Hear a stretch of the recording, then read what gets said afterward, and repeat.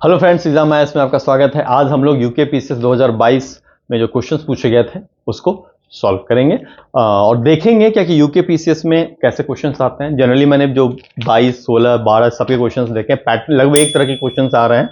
सो मैं आपको इस ढंग से समझाऊंगा कि आपके सारे क्वेश्चंस हो जाए वहां पर। प्लीज ध्यान से देखिएगा। और स्टार्ट करने से पहले मैं जस्ट एक छोटा सा नोटिफिकेशन आपको बताना चाहता हूं कि 15 जुलाई से हिंदी माध्यम और इंग्लिश माध्यम में मेरे बैचेस स्टार्ट हो रहे हैं और उससे आपको सब में फायदा होगा। सीसैट इस ढंग से है कि आपको यूके पीसीएस हो, यूपीएससी हो, यूपी पीसीएस जो जिसका एग्जाम होने वाला है, बीपीएससी, सब में आपका मैथ्स नहीं रुकेगा। सो अगर आप ये बैच ज्वाइन करेंगे तो आपको डेफिनेटली फायदा होगा। ठीक है, चलिए हम लोग क्वेश्चन नंबर 1 से स्टार्ट करते हैं। ठीक है, पहला क्वेश्चन क्या है देखिए। पहला क्वेश्चन क्या है? पहला क्वेश्चन कह रहा है कि दीपक सेल कर रहा है एक आइटम को। कितना में सेल कर रहा है एक आइटम को? 555 रुपए में उसको सेल कर दे रहा है और 555 रुपए में सेल कर रहा है तो 11% का प्रॉफिट हो रहा है उसको। अगर वो 555 रुपए में सेल कर रहा है तो 11% का उसको फायदा हो रहा है। चलिए, तो यानी कि अगर वो फायदा हो रहा है तो कुछ फायदा किस पे हो रहा होगा? किसी आइटम पर 11% का फायदा हुआ है, किसी आइटम पर, यानी कुछ उसका बेस प्राइस होगा, उस पर 11% का फायदा हो रहा है ना। मान लीजिए आपके पास 100 रुपया में 100 रुपया, ठीक है, 100 रुपया में एक आइटम आप लेके आते हैं और 111 रुपया में बेच देते हैं तो आपको 11% का फायदा हो रहा है। इट मींस अगर 111 रुपया में कोई आइटम आप बेच रहे हैं तो 11 रुपए का फायदा हो रहा है ना। 11% का फायदा हो रहा है तो किस पे फायदा हो रहा है? 100 रुपए पे आपको 11% का फायदा होगा। उसी तरह अगर 555 रुपए में किसी चीज को बेच रहे हैं और आपको 11% का फायदा हो रहा है तो कोई अमाउंट होगा जिस पर आपने 11% पे बेचा, तो वो अमाउंट हम मान लेते हैं एक्स। ठीक है, कि वो अमाउंट एक्स है, उस पर 11% का फायदा हो रहा है, तब आप कितने में बेचे हैं? 555 में। ठीक है, तो इसको हम सॉल्व कर लेंगे। x प्लस एक्स इंटू 11% का मतलब क्या हो गया? परसेंटेज का मतलब मैंने समझाया हुआ है। परसेंटेज का कैसे बना है? ये 0, ये 1, ये 0। ठीक है, ये हो गया। और इसी को हम लोग कैसे लिख सकते हैं? ऐसे, यानी यहां पर भी कुछ, यहां पर भी कुछ, है ना। यहां पर भी कुछ, यहां पर भी कुछ, और इसको उठा करके यहां ले जाइए। यही हो गया ना परसेंटेज, यही हो गया परसेंटेज। तो 11% का मतलब क्या हो गया? 11/100। 11% का मतलब क्या हो गया? ये जो परसेंट है ये नीचे आ गया 100, राइट। जो हम परसेंटेज निकालते हैं किसी चीज का तो दिस वन इंटू 100 करते हैं। ठीक है, उसी तरह अगर किसी चीज में 11% दे रखा है तो सबसे पहले मैं क्या बोला? परसेंट नीचे। ठीक है, परसेंटेज यानी 100 में कितना। किसी को अगर आप कहते हैं 2% यानी 100 में 2, अगर आप बोलते हैं 5% यानी 100 में 5वां भाग। 11% का मतलब 100 का 11वां भाग, है ना। 100 में कितना इस परसेंटेज, राइट। अगर 11% बोल रहे हैं तो किसी चीज का 11वां भाग, है ना। तो किसी चीज को आप मान रहे हैं 100% मानते हैं। अगर आपकी कमाई का 11% दिया तो आपकी कमाई क्या होगी? 100%। उसका 11 पार्ट दिया। इसीलिए हम जब भी निकालते हैं तो इसको कंप्लीट मानते हुए चलते हैं कि 100, राइट। परसेंटेज का मतलब क्या हो गया? 11/100, राइट। तो ये चीज हो गई। ठीक है, तो इसको हम लोगों ने ऐसे देखा, राइट, कि परसेंटेज का क्या मतलब है।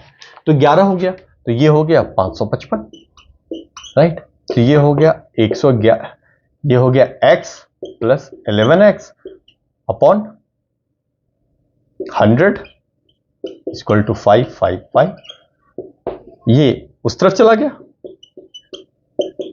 11x अपॉन 100 इक्वल टू 555, 555, यानी 111x अपॉन 100 इक्वल टू 555, यानी x इक्वल टू इधर का 100 उधर ऊपर चला जाएगा, इधर जो नीचे होता है उधर ऊपर चला जाता है और इधर जो ऊपर है इधर नीचे आ जाता है। 111x का मतलब क्या हो गया? ये कोई एक डिजिट नहीं है x। 111x का मतलब हो गया इंटू एक्स, राइट। जब भी किसी संख्या के साथ x y z लगा, इसका मतलब जब तक ये ना कहा गया हो कि ये एक नंबर है, इसका मतलब क्या होता है? 111 ये इंटू एक्स।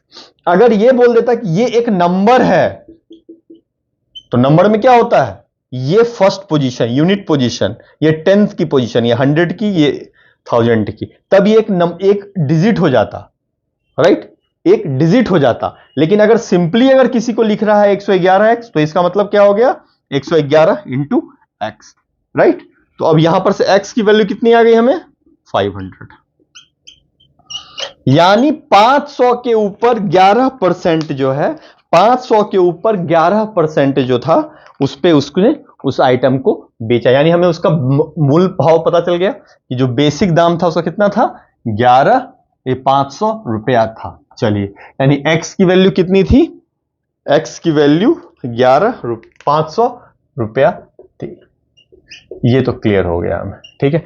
अब कह रहा है कि what will be his profit और लॉस, अगर वो 455 रुपया में बेच देता है, ठीक है, तो कितना परसेंट का प्रॉफिट हुआ या लॉस, ठीक है। तो अगर आप जब भी जो आप जैसे मान लीजिए आपके 100 रुपए में कोई आइटम है, आपने खरीदा, मोबाइल फोन है, मोबाइल फोन आप 500 रुपए में खरीदे हैं, ठीक है, और 455 रुपया में बेचते रहे, तो क्या हो रहा है, घाटा हो रहा है, क्योंकि आपने ज्यादा पैसा में खरीदा था और कम में बेच रहे हैं। तो ये तो पता चल गया कि हमें घाटा हो रहा है, लेकिन कितने का घाटा हो रहा है, कितने का घाटा हो रहा है, तो लॉस हो रहा है। कितने का लॉस हो रहा है, 500 में से पहले 455 को हमने घटा लिया तो 45 आ गया, ठीक है। अब कितने परसेंट का लॉस हो रहा है, तो 45 अपन। अब यहां बताइए 455 आएगा कि 500, ऑब्वियसली 500, क्योंकि 500 तो मेरा था ना, 500 में मैंने खरीदा था, तो 500 मेरी कमाई लगी हुई थी। अगर मैं 500 में मोबाइल फोन खरीद रहा हूं और 455 में बेच रहा हूं, तो कोई 455 हमें दे रहा है, 500 मैंने किसी को दिया, तो 500 के रिस्पेक्ट में देखूंगा ना। अगर मैं 555 में बेच रहा था तो मुझे फायदा हो रहा है, तो 500 के रिस्पेक्ट में फायदा हुआ था ना 55 रुपए का, है ना। तो जिसके रिस्पेक्ट में फायदा हुआ या जिसके रिस्पेक्ट में घाटा हुआ उसको नीचे लिखते हैं। परसेंटेज में हमेशा याद रखिए कितना और किसके रिस्पेक्ट में, ऊपर क्या है लॉस, कितने का लॉस, किसके रिस्पेक्ट में लॉस, यही परसेंटेज है ना। तो ये हो गया 9%, तो 9% का लॉस हुआ, तो ऑप्शन क्या हो गया डी। आप उम्मीद है कि आप ये क्वेश्चन समझे होंगे, परसेंटेज का है, सिंपल क्वेश्चन है, ठीक है। ये कितने का लॉस, 9% का लॉस। तो यहां पर परसेंटेज निकालने में सबसे पहले जो लोग गड़बड़ करते हैं उनको यह समझ में नहीं आता है कि यहां 500 नीचे आएगा, 455 नीचे आएगा। तो भैया जिसके रिस्पेक्ट में पूछा गया है उसी को लिखेंगे ना। अगर आप 555 में आपने बेचा तो 500 के रिस्पेक्ट में बेचा तो 11% का फायदा, और 455 में बेचा तो भी 500 के रिस्पेक्ट में बेचा तो 9% का लॉस, है ना। चलिए नेक्स्ट क्वेश्चन देखते हैं, क्वेश्चन नंबर 2। वो क्या कह रहा है कि रोहित जो है एक काम को टी आवर्स में करता है, ठीक है। रोहित एक काम को टी आवर्स में करता है, ठीक है। अब कह रहा है कि 1.5 घंटे के बाद वो काम रोक देता है। तो सबसे पहले हम देख लेते हैं कि अगर वो टी आवर्स में एक काम करता है, एक वर्क करता है, तो 1 घंटे में कितना वर्क करेगा 1/t, है ना।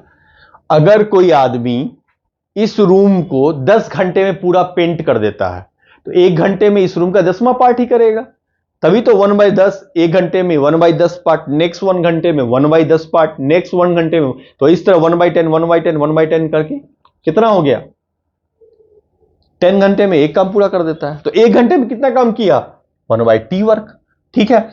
तो अब कह रहा है कि 1.5 घंटे के बाद वो वर्क करना बंद कर देता है, तो 1.5 घंटे में कितना काम किया, अगर 1 घंटे में इतना काम किया तो 1.5 घंटे में कितना हो गया 1/3 1/t इंटू 3/2 वर्क, यानी 3/2t वर्क, इतना काम कर गया। तो कितना काम बाकी रह गया है, अब इतना काम उसने कर दिया है, और टोटल काम कितना था, टोटल काम एक काम था, इतना काम उसने कर दिया है ना। काम बोलिए या वर्क बोलिए, है ना, इतना काम कर दिया है, राइट। तो कितना काम बाकी रह गया, जो आपका बाकी जो काम रह गया वो रहा आपका एक काम था 1 - 3/2t वर्क, इतना ही बाकी रह गया। तो कितना हो गया 2t - 3/2t work.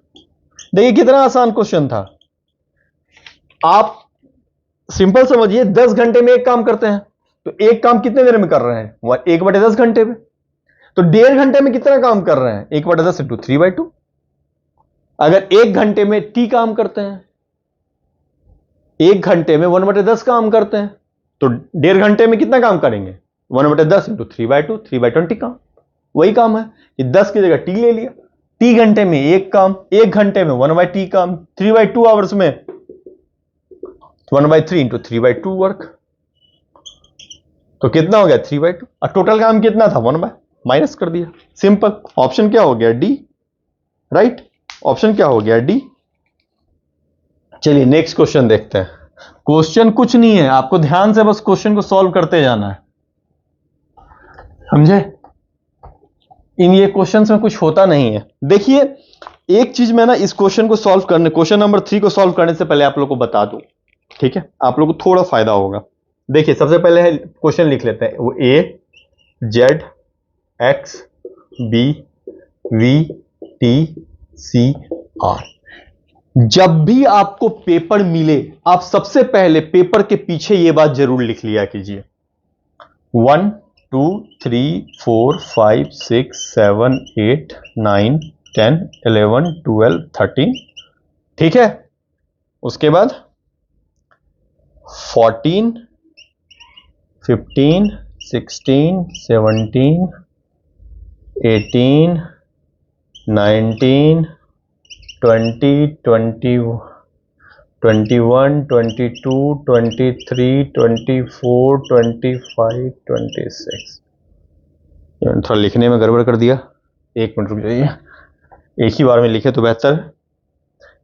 1 A B C D E F G H I J K L M, अब इसके सामने N O P Q R S T U V W X Y Z। Right, यही मैं लिखना चाह रहा था एक्चुअली। तो ये हो गया 26 25 24 23 22 21 20 19 18 17 16 15 14। ये आप अपने इसके पीछे जरूर लिख लिया करें।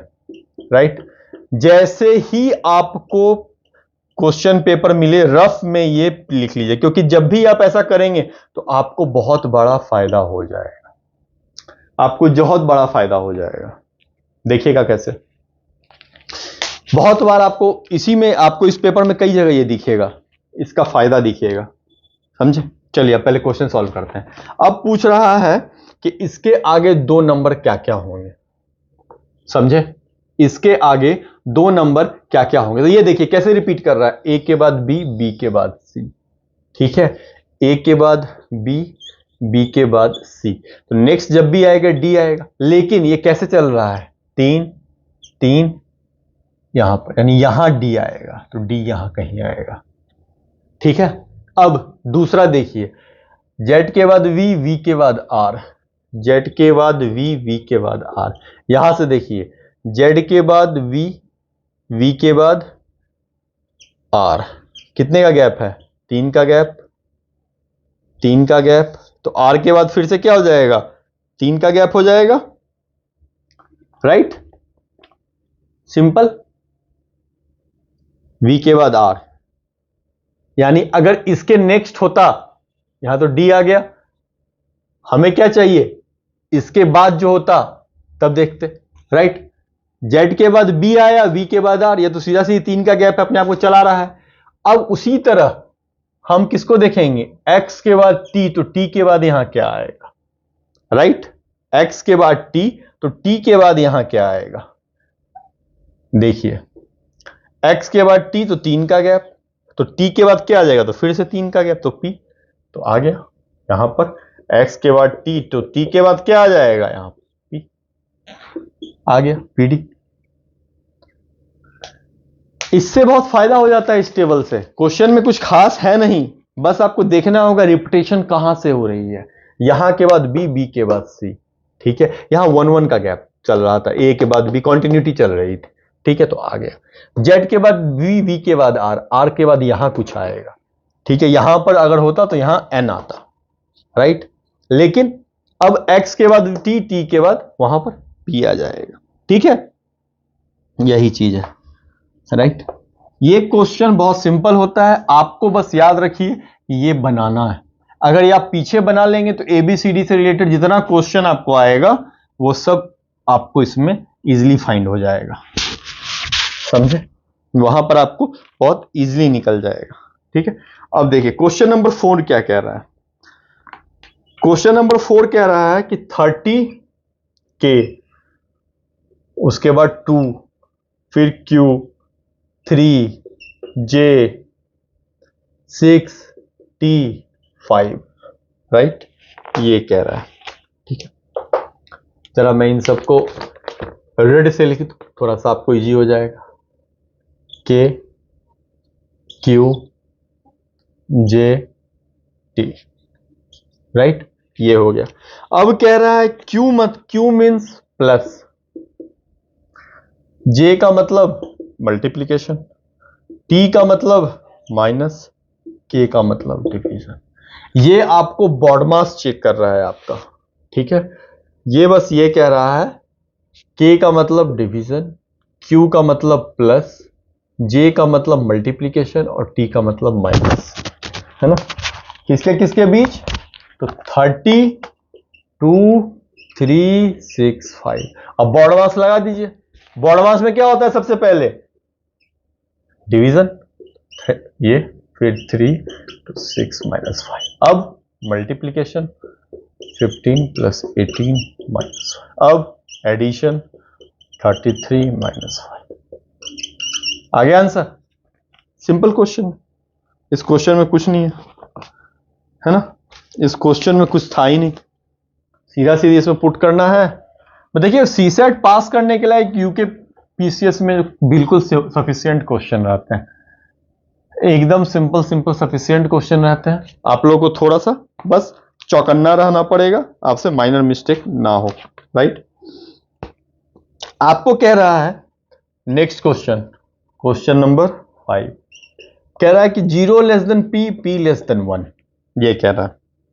तो इनमें से कौन सही है, कौन किसकी किसकी बात कर रहा है, देखिए A p less than 1/5, B p q greater than p square, C p greater than root p, and D p greater than 1/p। अब हम लोग 0 और 1 के बीच जो है कोई एक डिजिट मान लेते हैं, कि सिंपल तरीके से रखेंगे, चीजों को टफ नहीं बनाएंगे। अब 0 और 1 के बीच कौन सा नंबर सबसे इजी ले सकते हैं, 0.5 सेटिस्फाई कर रहा है 0.5 इसको, है ना।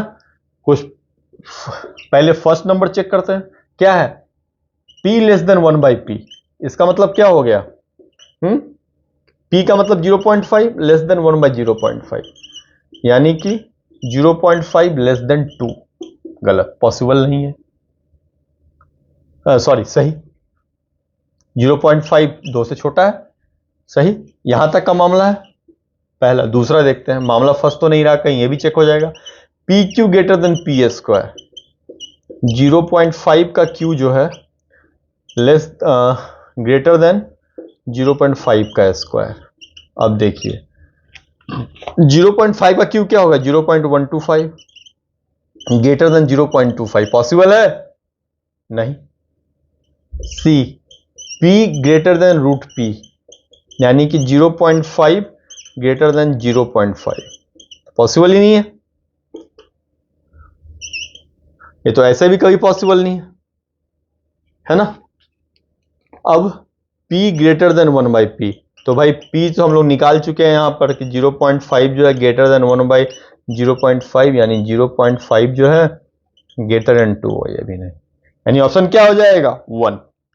तो ऐसे ऐसे क्वेश्चन जहां आए वहां पर एक डिजिट ले लीजिए, इसको टफ नहीं बनाना है, समझे, इसको टफ नहीं बनाना है कि p के बीच कह रहा है, अरे सीधा सीधी एक नंबर डिजिट ले लीजिए और इसको चेक कर लीजिए, इसमें इतना क्या सोचना है कि p क्या है नहीं है, अगर p जिसके बीच बोल रहा है वो देख लीजिए। टफ क्वेश्चन को नहीं करना है, क्वेश्चन को सिंपल करना है हम लोगों को, है ना। क्वेश्चन सिंपल हो जाएगा तो बस सॉल्व हो गया।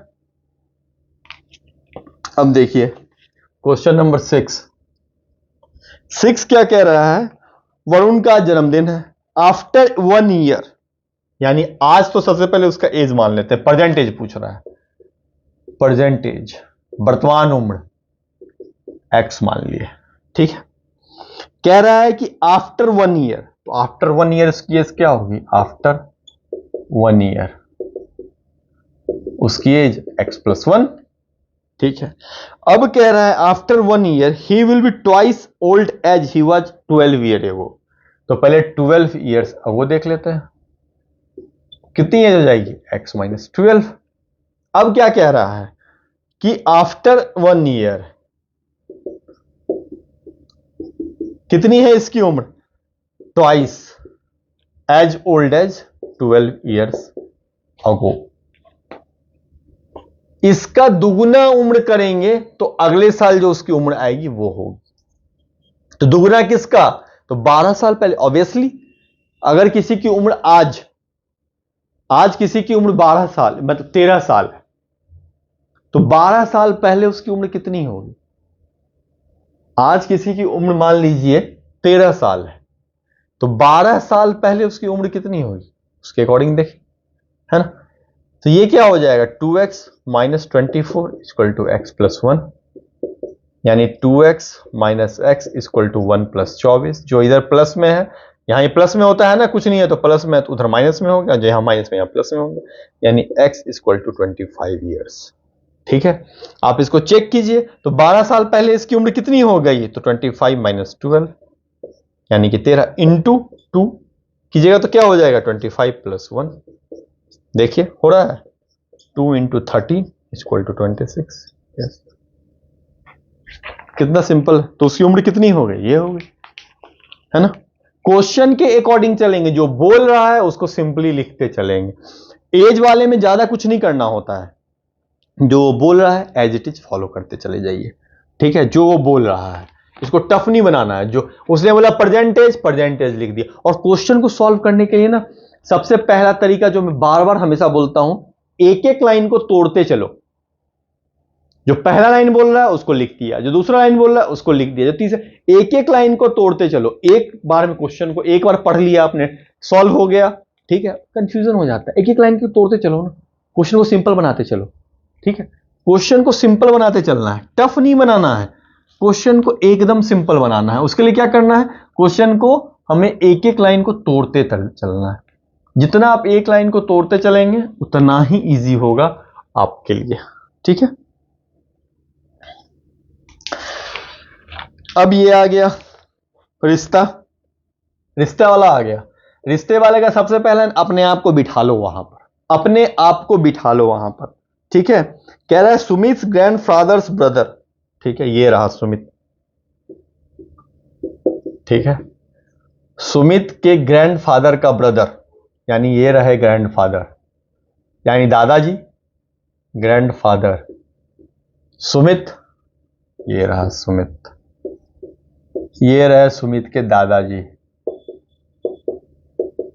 ठीक है। फादर्स ब्रदर, ये ब्रदर इनका, दादाजी का भाई, ठीक है। मान लीजिए एबीसी कुछ भी है, ठीक है। Is the father of Hemant father, right. ये जो है फादर है किसके, ये रहा हेमंत, इसके फादर के फादर, हेमंत के फादर हैं ये भी, और ये सुमित के ग्रैंडफादर हैं। तो ये हेमंत के दादाजी हैं,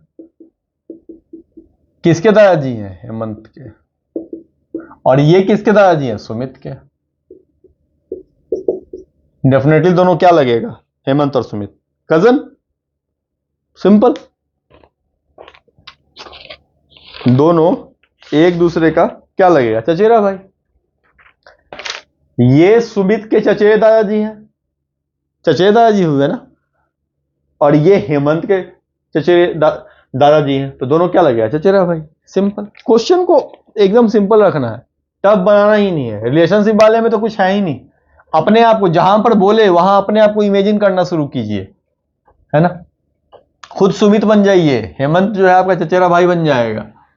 अपने आप रिलेट कीजिए, अच्छा ये तो मेरे दादाजी हैं, ठीक है, अच्छा ये मेरे दादाजी के भाई हैं, ठीक है, ये दादाजी के बेटा का बेटा है, अच्छा यानी मेरे पापा के चचेरे भाई का, यानी ये मेरा चचेरा भाई लगा, ये मेरे चाचा का बेटा हुआ, यानी कि हो गया, खत्म, कुछ है ही नहीं। क्वेश्चन नंबर 8 की तरफ बढ़ते हैं। 60 स्टूडेंट हैं क्लास में, टोटल स्टूडेंट्स कितने हैं? 60।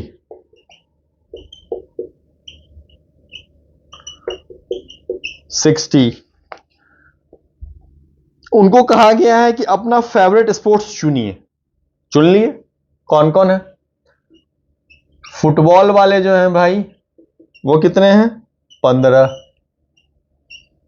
क्रिकेट 12। स्विमिंग 12। बास्केटबॉल 11। एथलेटिक्स 10। एक तो भाई जहां फुटबॉल इतना लेने वाले हैं तो या तो बंगाल होगा या नॉर्थ ईस्ट ही होना चाहिए वो जगह, ठीक है।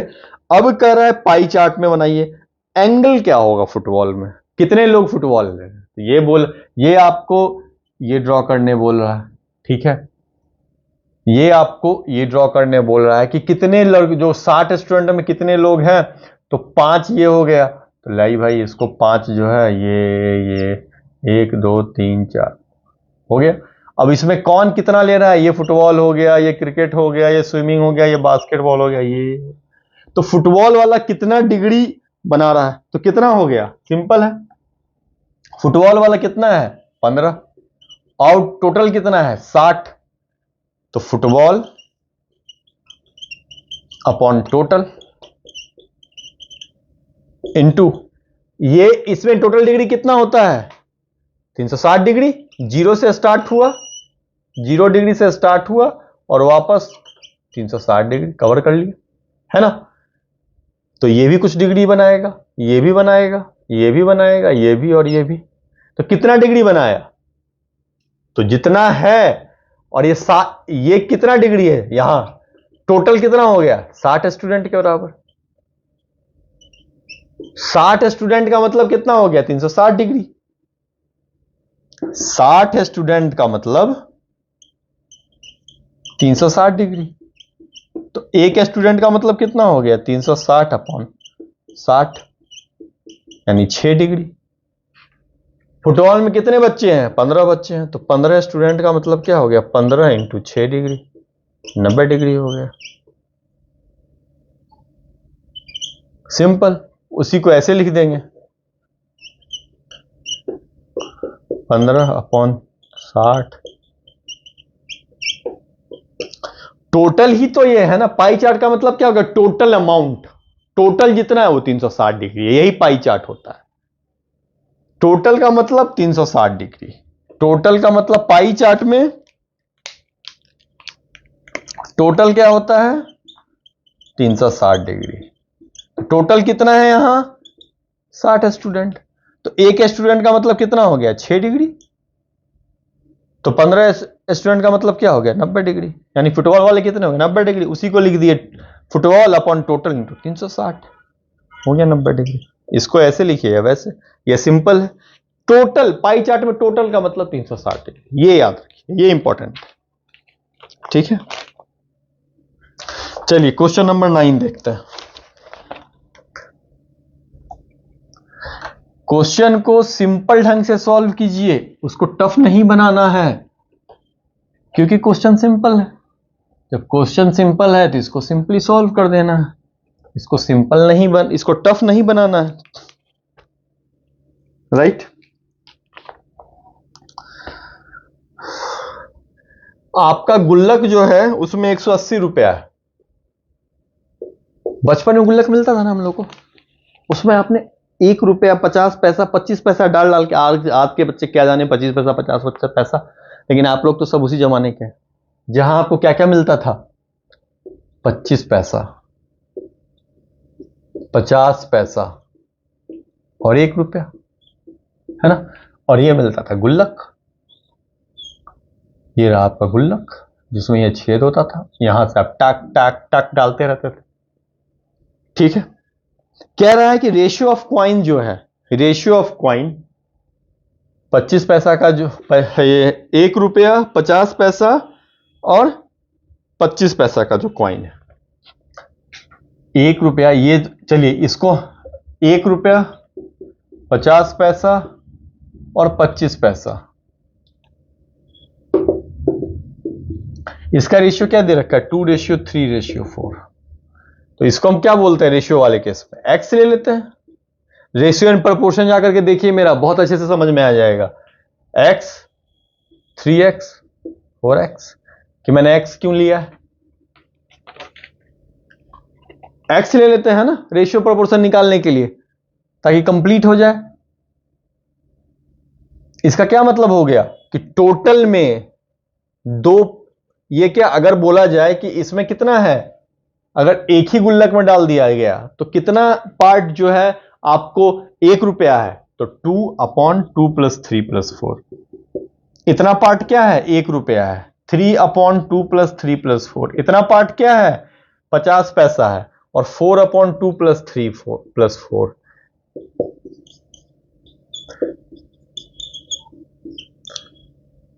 इतना पार्ट 1 रुपया से भरा है, इतना पार्ट 50 पैसा से और इतना पार्ट 25 पैसा से। तो इसी को हम लोग लेते हैं, ये जो 1/9 है ये x है, समझे। ये 1/9 जो है आपका वो क्या है, x है, समझे। तभी ना हो गया ना, 2 × 1/9, 3 × 1/9, 4 × 1/9, यही तो x है आपका। ये 9, समझ में आया क्यों लिया 2x 3x 4x।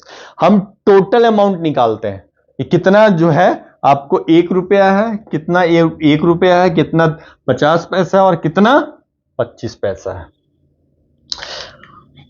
50 पैसा को 1/2 रुपीज लिख सकते हैं, 25 पैसा को 1/4 रुपीज लिख सकते हैं ना।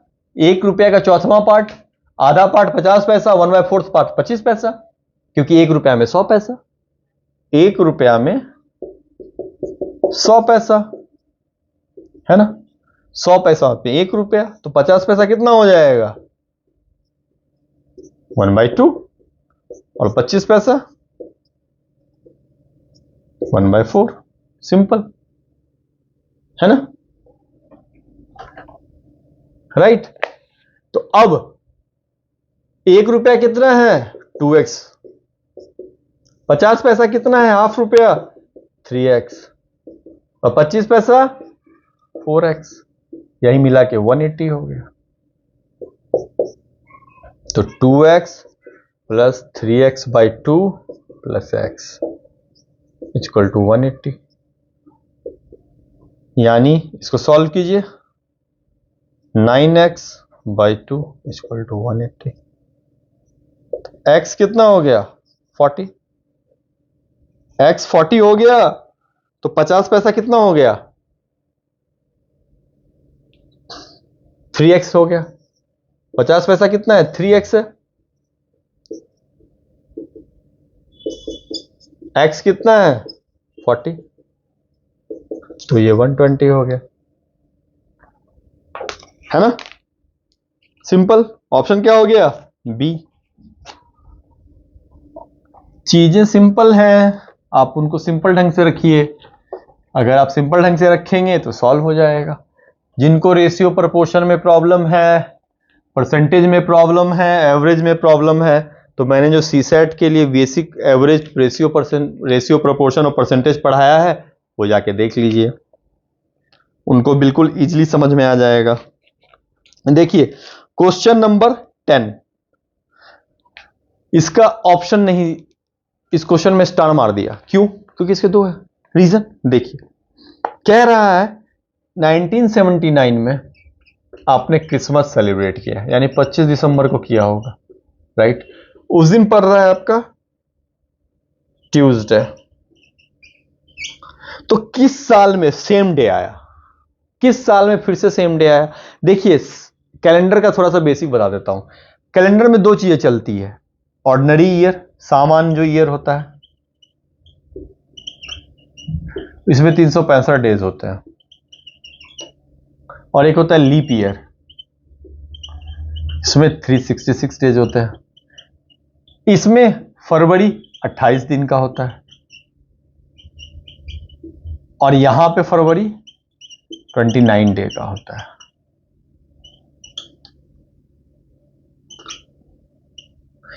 फर्क अब हर साल क्या होता है, जब आप इसको डिवाइड कीजिएगा 7 से, राइट, तो 7 × 5 = 35, 14, 7 × 2 = 14। हर साल एक दिन आपका बढ़ जाता है। देखिए 7 दिन मैं क्यों बोल रहा हूं, आज संडे है तो आज से ठीक 7वें दिन आपका फिर क्या होगा, 7 दिन के बाद ही संडे आएगा ना। फिर से संडे क्या होता है, संडे, मंडे, पहला दिन संडे, दूसरा दिन Monday, Tuesday, Wednesday, Thursday, Friday, Saturday, Sunday. यानी 1 + 7, 7 दिन के बाद फिर से वो दिन आया है, 7 दिन के बाद फिर से वो दिन आया है ना। यानी कि हर साल अगर एक दिन आपका बढ़ रहा है, यानी अगर आज ट्यूसडे पे आया है आपको 25 दिसंबर, तो 25 दिसंबर 1980 को क्या होगा, आपको वेडनेसडे होगा। क्यों? क्योंकि एक दिन आपका बढ़ गया है, 365 वाले में एक दिन आपका बढ़ गया है, समझे? इसीलिए आपका इस दिन वेडनेसडे होगा। अगर एक दिन नहीं बढ़ता, 364 दिन का चलता, तो वापस से वही रिपीट करता, क्योंकि हर 7 दिन के बाद आते रहता है ना। क्योंकि एक दिन यहां बढ़ जाता है हर साल, इसीलिए जो अगला साल सेम डे नहीं आता है। और लीप ईयर के केस में क्या होता है, जस्ट यहां देखिए, यानी कि अभी मैंने क्या बताया, ध्यान से देखिए, 80 में ये आया है ना। अब 80 लीप ईयर है या नहीं, 80 लीप ईयर है या नहीं, ये देखिए। 4 से पहले भागा दीजिए, 4 × 4 = 16, 38, 36, 20, 5। हाँ भैया लीप ईयर है।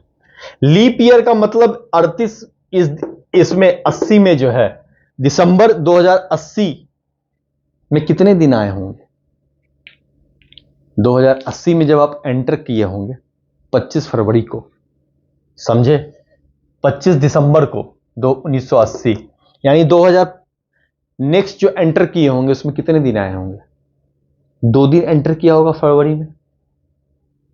यहां पर ये वेडनेसडे नहीं होगा। क्यों नहीं होगा? अगर ये नॉर्मल डे होता, ठीक है, तो ये वेडनेसडे होता, लेकिन ये चूंकि लीप ईयर एंटर कर गया है, फरवरी में कितने दिन हो गए, फरवरी में यहां पर आपको 29 डेज हो गए, यानी 2 दिन एक्स्ट्रा आपका फरवरी में ऐड हो गया, यानी कि उस लीप ईयर जो हो गया 366 डेज का हो गया, है ना। 16 2 दिन आपका चला, क्योंकि ये फरवरी से पहले आया हुआ है 1980, ये तो फरवरी में 2 दिन काउंट हो गया, ऐड हो गया। नॉर्मल 28 फरवरी नहीं रहा, सिर्फ 28 फरवरी वाला होता तो ये वेडनेसडे होता, लेकिन चूंकि ये लीप ईयर हो गया तो फरवरी में 29 दिन आया होगा, यानी 2 दिन बढ़ गया। अब एक दिन की जगह 2 दिन बढ़ गया, तो ये ट्यूसडे की जगह वेडनेसडे नहीं, ट्यूसडे की जगह वेडनेसडे नहीं, थर्सडे हुआ होगा। इसमें 2 दिन आपका ऐड हो गया, समझे? क्यों? क्योंकि 25 दिसंबर के बाद 29 फरवरी 1980 आई होगी, तब जाकर के 25 दिसंबर 1980 आया होगा, तो 2 दिन बढ़ गया। तो लीप ईयर जब एंटर करता है तो आपका 2 दिन बढ़ जाता है, समझे? क्यों? क्योंकि आप फरवरी को क्रॉस करते हैं, समझे? अगर आप फरवरी को नहीं क्रॉस करते, अगर आप फरवरी को नहीं क्रॉस करते, अगर आपको यह बोल देता कि 1 मार्च 1980 को ट्यूसडे है, तो 1 मार्च 1981 को क्या होगा? 80 लीप ईयर है, लेकिन फरवरी क्रॉस कर चुका है, फरवरी पहले ही बीत चुका है, फरवरी तो अब वो एक नेक्स्ट ईयर ऑर्डिनरी ईयर की तरफ बिहेव कर जाएगा। अगर आप फरवरी नहीं क्रॉस कराते हैं, फरवरी नहीं क्रॉस कराते हैं, फरवरी निकल गया तो फिर उसके लीप ईयर होने का कोई फायदा नहीं हुआ ना। 28 फरवरी 1980 और फिर आपको 28 फरवरी 1981 बोला जाए, समझे? अगर इसी के जगह जो मैं आपको बोल रहा हूं, ये सेम चीज है, अगर ये 25 फरवरी 1979 होता तो 25 फरवरी 1980 क्या होता? उसमें एक दिन ऐड होता, लेकिन 25 फरवरी 1981 में 2 दिन ऐड हो जाता। क्यों? फरवरी क्रॉस कहां कर रहा है, ये ध्यान देना होगा, वो बड़ा डिसाइडिंग फैक्टर हो जाता है, आपको देखना पड़ेगा फरवरी कहां क्रॉस हो रहा है। तो लीप ईयर का जब भी बात आएगी तभी आपका फरवरी क्रॉस करेगा, राइट? ये हो गया, थर्सडे आ गया। 25 दिसंबर 1981 को क्या हो गया? फिर फ्राइडे आ जाएगा। सिमिलरली 1982 को सैटरडे, 83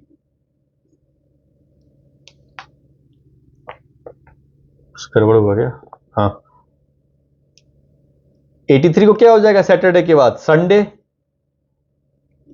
और 1984 को प्लस 2 डे। फरवरी क्रॉस कर रहा है 1984 का, ये भी लीप ईयर है, समझ रहे हैं? ये भी लीप ईयर है 1984 वाला, इसीलिए संडे के बाद Monday Tuesday.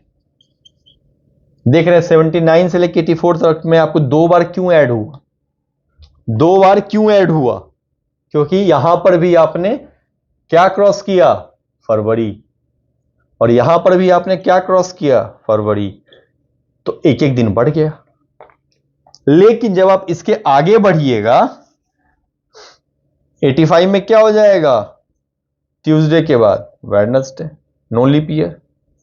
86 no leap year, 4 साल बढ़ेगा ना।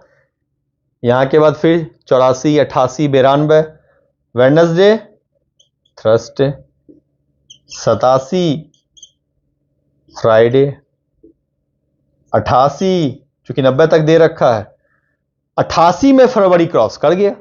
25 दिसंबर 1988 जो है ये फरवरी क्रॉस कर गया, तो 2 दिन ऐड हो गया, सैटरडे संडे। 1989 मंडे, तो 1990 ट्यूसडे। तो यहां पर 2 आंसर हो जाएगा, 1984 और 1990। इसीलिए इस क्वेश्चन के 2 आंसर होंगे, राइट? अब आपको समझ में आ रहा है मामला क्यों 79 प्लस 5 84 हो रहा है, लेकिन 84 प्लस 6 करने पर आपको 90 हो रहा है। ये क्या लफड़ा है कि एक में आप सिर्फ 5 ही ऐड कर रहे हैं और एक में 6 ऐड कर रहे हैं। ऐड वैड कुछ नहीं कर रहे हैं, बस लीप ईयर देख रहे हैं, और लीप ईयर में फरवरी क्रॉस कर रहा है या नहीं। अब अगर फरवरी लीप ईयर का क्रॉस कर रहा है तो ऐड हो जाएगा, अगर फरवरी नहीं क्रॉस कर रहा है तो नहीं ऐड होगा। यहां पर भी फरवरी क्रॉस कर गया 1980 का। 25 दिसंबर 1980 का मतलब क्या हो गया कि 29 फरवरी 1980 क्रॉस होके आया है, तो 2 दिन बढ़ गए। उसी तरह 29 फरवरी 1984 क्रॉस होके आया, तो भी यहां भी 2 दिन बढ़ गया। यहां पर लेकिन सिर्फ एक ही बार क्रॉस किया है 1988 में 29 फरवरी, तो सिर्फ एक ही बार ऐड हुआ है, समझे? इसीलिए इसके आंसर 2 आंसर होंगे, राइट? ये कोई तोप नहीं है, बस ये देखना है लीप ईयर कौन सा है और वो दिन उस लीप ईयर का फरवरी क्रॉस कर रहा है या नहीं। अगर वो लीप ईयर का फरवरी क्रॉस कर रहा है तो हम उसको काउंट करेंगे, अगर फरवरी नहीं क्रॉस कर रहा है तो उसको नहीं काउंट करेंगे। सिंपल। देखिए 2 चीज देखना है, लीप ईयर में डेट किस दिन स्टार्ट हुआ है, फरवरी के पहले। अगर लीप ईयर में स्टार्ट हो रहा है तो फरवरी के पहले स्टार्ट हुआ है, फरवरी के बाद स्टार्ट हुआ है। अगर फरवरी के बाद स्टार्ट हुआ है तो 365 दिन ही काउंट होगा, क्योंकि फरवरी में 29 वाला डेट को क्रॉस कर गया ना, है ना? सिंपल। मैं इस चीज को एक बार और समझा देता हूं, कंफ्यूजन हो रहा होगा आप लोगों को। देखिए अगर ये 26 फरवरी 1980 को, समझे, मंडे है, तो 26 फरवरी 1981 को क्या होगा? यहां पर क्या हो रहा है? 29 फरवरी क्रॉस कर रहा है, क्रॉस कर रहा है ना, तो 2 दिन ऐड हो जाएगा। ठीक है, क्यों? 29 फरवरी को 29 फरवरी यहां क्रॉस हो रहा है, राइट, 1980 का, इसीलिए यहां 2 दिन ऐड हो जाएगा, तो ट्यूसडे नहीं वेडनेसडे होगा। ठीक है, लेकिन इसी में अगर मैं 1 मार्च 1980 लिखूं, इसको मंडे लिखूं, और 1 मार्च 1981 लिखूं, तो सिर्फ ट्यूसडे होगा। यहां +1। अब ये क्या लफड़ा, लीप ईयर तो है। क्यों? यहां फरवरी क्रॉस नहीं हो रहा, फरवरी ऑलरेडी निकल चुका, समझे? फरवरी ऑलरेडी निकल चुका, तो 2 दिन नहीं काउंट होगा। 29 फरवरी बीत चुका है, यहां 29 फरवरी काउंट हो रहा है, यहां 29 फरवरी काउंट नहीं हो रहा है। समझ रहे हैं? 29 फरवरी का खेला है, काउंट हो रहा है या नहीं हो रहा है? अगर 29 फरवरी काउंट हो रहा है तो 1 दिन और बढ़ेगा, जैसे यहां बढ़ा। यहां काउंट नहीं हो रहा है तो यहां सिर्फ 1 दिन बढ़ा। समझ गए? 29 फरवरी बीत गया है तो सिर्फ 1 दिन बढ़ेगा, जबकि ये लीप ईयर है, ये भी लीप ईयर। देख रहे दोनों सेम है, ये 1980 लीप ईयर है, लेकिन यहां क्या हो रहा है? 29 फरवरी काउंट हो रहा है, यहां नहीं हो रहा है। बहुत बड़ा खेला है यहां पर, समझे? इसीलिए 1979 के बाद 1984 भी हो रहा है, 5 साल के बाद ही, लेकिन वहां पर आपको 1990 भी हो रहा है 6 साल के बाद। क्यों? क्योंकि पहले वाले केस में 2 बार 29 फरवरी हो रहा है, दूसरे में सिर्फ 1 बार काउंट हो रहा है। ठीक है, चलिए क्वेश्चन नंबर 11 करते हैं। कह रहा है क्या कि एक फ्रैक्शन है n/d, मान लेते हैं अंश हर। कहता है कि इसमें अगर 5 घटा दिया जाए तो 1/2 हो जाता है। इसका मतलब क्या हो गया? 2n - 10 = d - 5, तो 2n - d = 5। एक ये हो गया। दूसरा क्या कह रहा है? अगर ऐड कर देते हैं ऊपर नीचे n + 2 d + 2, तो ये हो जाता है 2/3। 3n + 6 = td + 4। 3n - 2d = -2 हो गया, राइट। अब इस दोनों को सॉल्व कर दीजिए। 3n - 2d = -2 और 2n - d = 5। इधर ऊपर नीचे मल्टीप्लाई कर दीजिए, इधर से 2 को दोनों और इसको, तो 6n - 4d = -4, 6n - 3d = 15। I think ये आप लोगों को आता ही होगा सबको, राइट। माइनस माइनस प्लस, ये माइनस, तो ये कट गया। -d = -19, d का मतलब 19, d आ गया 19, यहां पुट कर दीजिए। d is 19, तो 2n - 19 = 5, तो n is 12। तो n/d क्या हो गया? 12/19। Simple, option D. चलिए नेक्स्ट क्वेश्चन देखते हैं।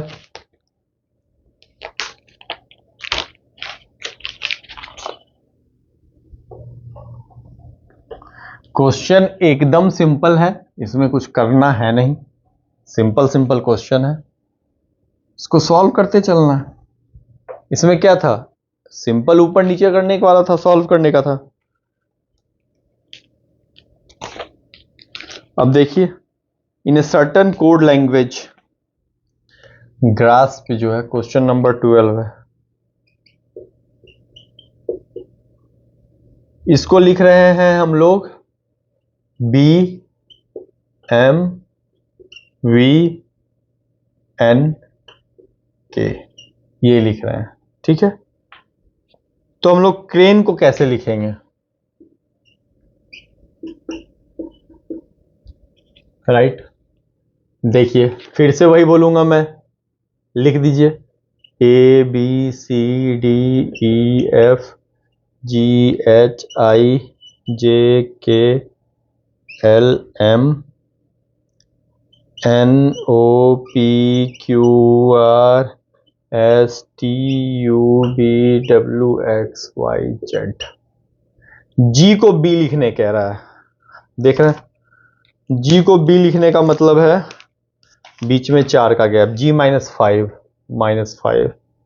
तभी तो आया ये 1 2 3 4 5 6 7 G। सबसे पहले ऐसे में क्या कीजिए, सबका नंबरिंग कर दीजिए 7 8 9 10 11 12 13, जो मैंने आपको पहले बताया 14 15 16 17 18 19 21 21 22 23 24 25 26।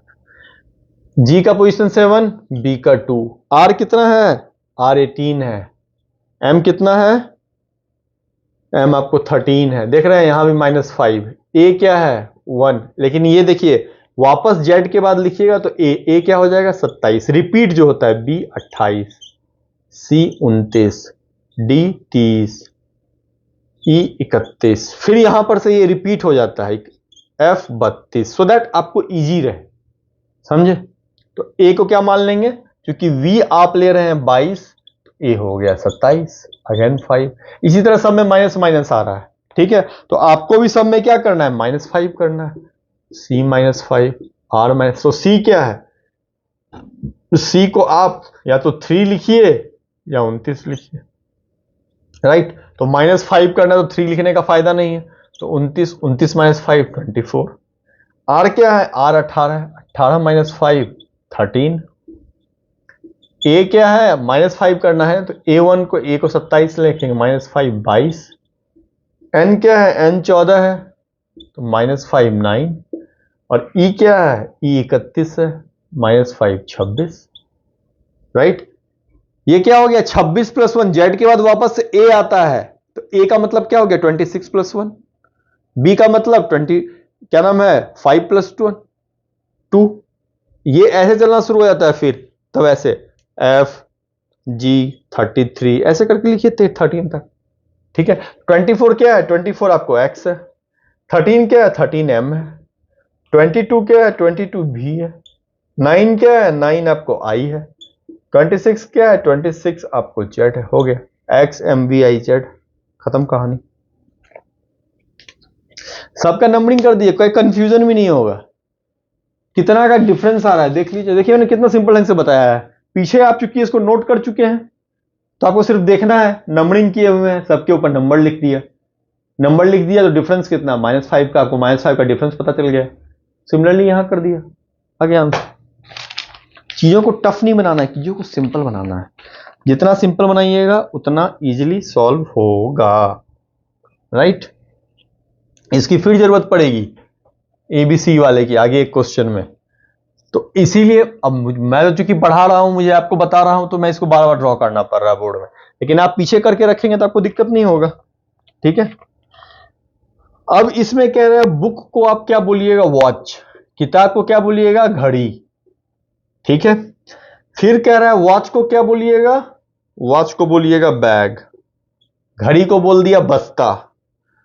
बस्ता को क्या बोल दिया? शब्दकोश, डिक्शनरी। क्या बोल दिया? शब्दकोश, डिक्शनरी। डिक्शनरी को क्या बोल दिया? खिड़की, विंडो। अब बताइए, अब यहां बोल रहा है तो which is use to carry books. देखिए यहां ना कॉमन सेंस चेक करता है। सबसे पहले आपको क्या पता है बुक्स किस में ढो के लेके जाते हैं? तो बैग में लेके जाते हैं, तो आंसर होना चाहिए बैग। लेकिन बैग को क्या बोलते हैं? बैग को बोलते हैं डिक्शनरी, इसलिए इसका आंसर क्या हो जाएगा? डिक्शनरी। यहां जो भी लोग बैग मारिएगा उसका आंसर गलत हो जाएगा। क्यों? क्योंकि बुक को तो बैग में ही लेके जाते हैं, लेकिन बैग को क्या कह रहा है क्वेश्चन? यही तो यहां चेक कर रहा है, प्रेजेंस ऑफ माइंड चेक कर रहा है। आपको पता है कि बुक्स जो है बैग में लेके जाते हैं, लेकिन बैग को कहते क्या हैं? तो शब्दकोश कहते हैं, ठीक है? आप कौन है इससे फर्क नहीं पड़ता, आपका नाम क्या है इससे बहुत फर्क पड़ता है, ठीक है? आपका नाम क्या है इससे बहुत फर्क पड़ता है। दुनिया में सेम टाइप के 7 लोग पाए जाते हैं। नरेंद्र मोदी जैसे दिखने वाले भी 7 लोग होंगे, लेकिन नरेंद्र मोदी जिनका नाम है ना, वो कौन है, ये फर्क पड़ता है। समझ गए? तो अब क्वेश्चन नंबर 14 कह रहा है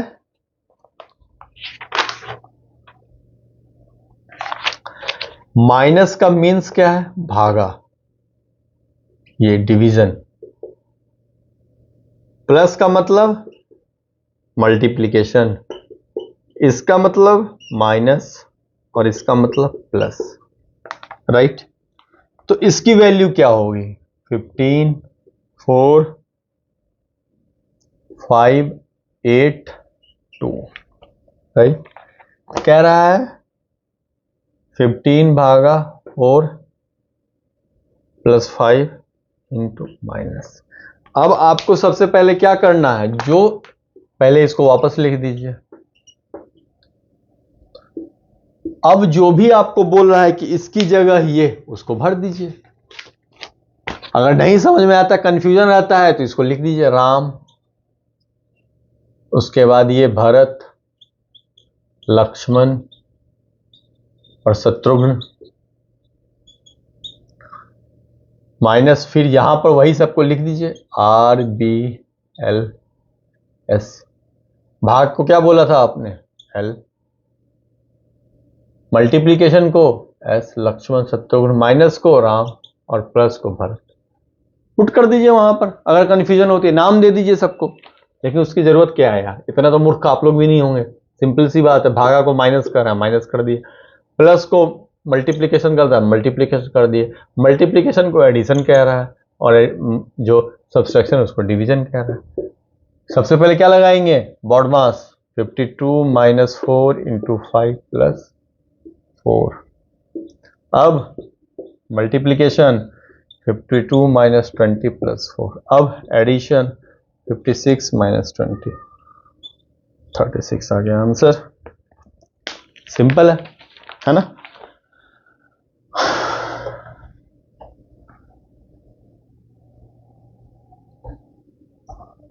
सिंपल है। क्वेश्चन नंबर 15 की तरफ चलते हैं। 15 क्या कहता है? देखिए, ये ईस्ट वेस्ट नॉर्थ साउथ वाले में ना 2 चीज का ध्यान रखिएगा।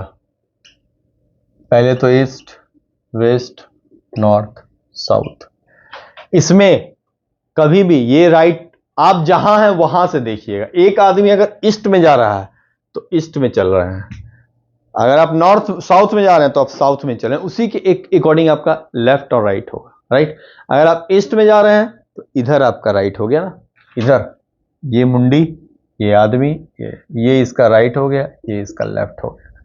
उसी तरह कोई आदमी इस तरफ आ रहा है, ये इसका राइट, ये लेफ्ट। अगर कोई इस तरफ जा रहा है तो ये इसका राइट, ये लेफ्ट। कोई इस तरफ जा रहा है तो ये इसका राइट, ये लेफ्ट। ठीक है? तो राइट जब भी होगा देखना है, right clockwise, left anti clockwise, right clockwise, left anti clockwise, clockwise anti. इसका बहुत यूज होता है अगर आप देखेंगे तो। यहां पर वैसी जरूरत नहीं है इस क्वेश्चन में, लेकिन मैंने फिर भी आपको बता दिया। किने कहता है राइट टर्न लिया, यानी इधर टर्न लिया क्लॉकवाइज, और नहीं समझ में आए तो उस आदमी को यहां तक लेके जाइए, ऐसे ये ड्रॉ कीजिए, इधर लेफ्ट लिखिए, जो राइट हैंड है उधर राइट लिखिए, जो लेफ्ट हैंड है लेफ्ट लिखिए, उसको उस तरफ मोड़ दीजिए। अब इस क्वेश्चन के अकॉर्डिंग चलते हैं। ये आदमी ये क्या कह रहा है कि आदमी 30 किलोमीटर नॉर्थ जा रहा है, यानी उत्तर दिशा में वो 30 किलोमीटर गया है। हमने इसको 30 किलोमीटर उत्तर दिशा में भिजवा दिया। अब कह रहा है turning to east he goes 40 kilometre. अब एक आदमी का चल रहा है तो पूरब पश्चिम उत्तर दक्षिण हर समय एक जैसे होगा। तो यहां पर से अगर कह रहा है 40 किलोमीटर ईस्ट गया तो 40 किलोमीटर वो ईस्ट गया, यहां पहुंच गया।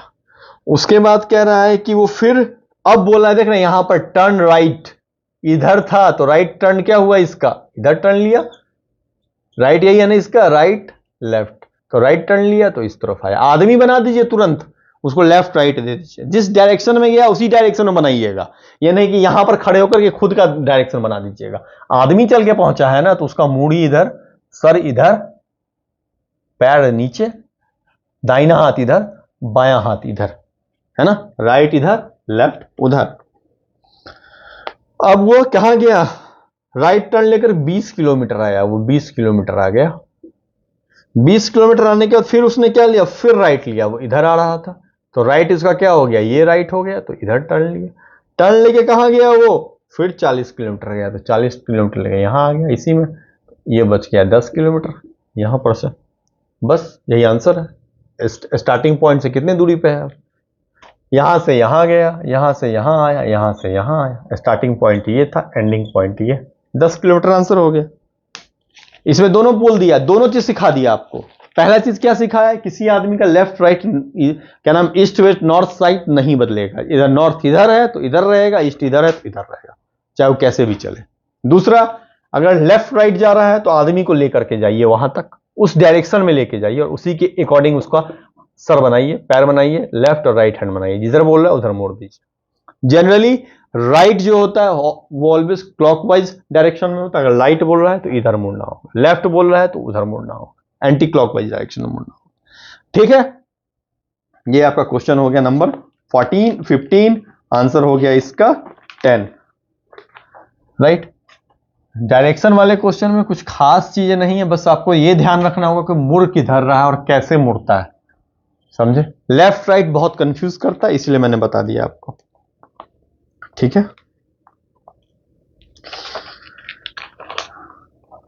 कह रहा है 33 स्टूडेंट की क्लास है, ठीक है, क्लास है उसमें 33 स्टूडेंट।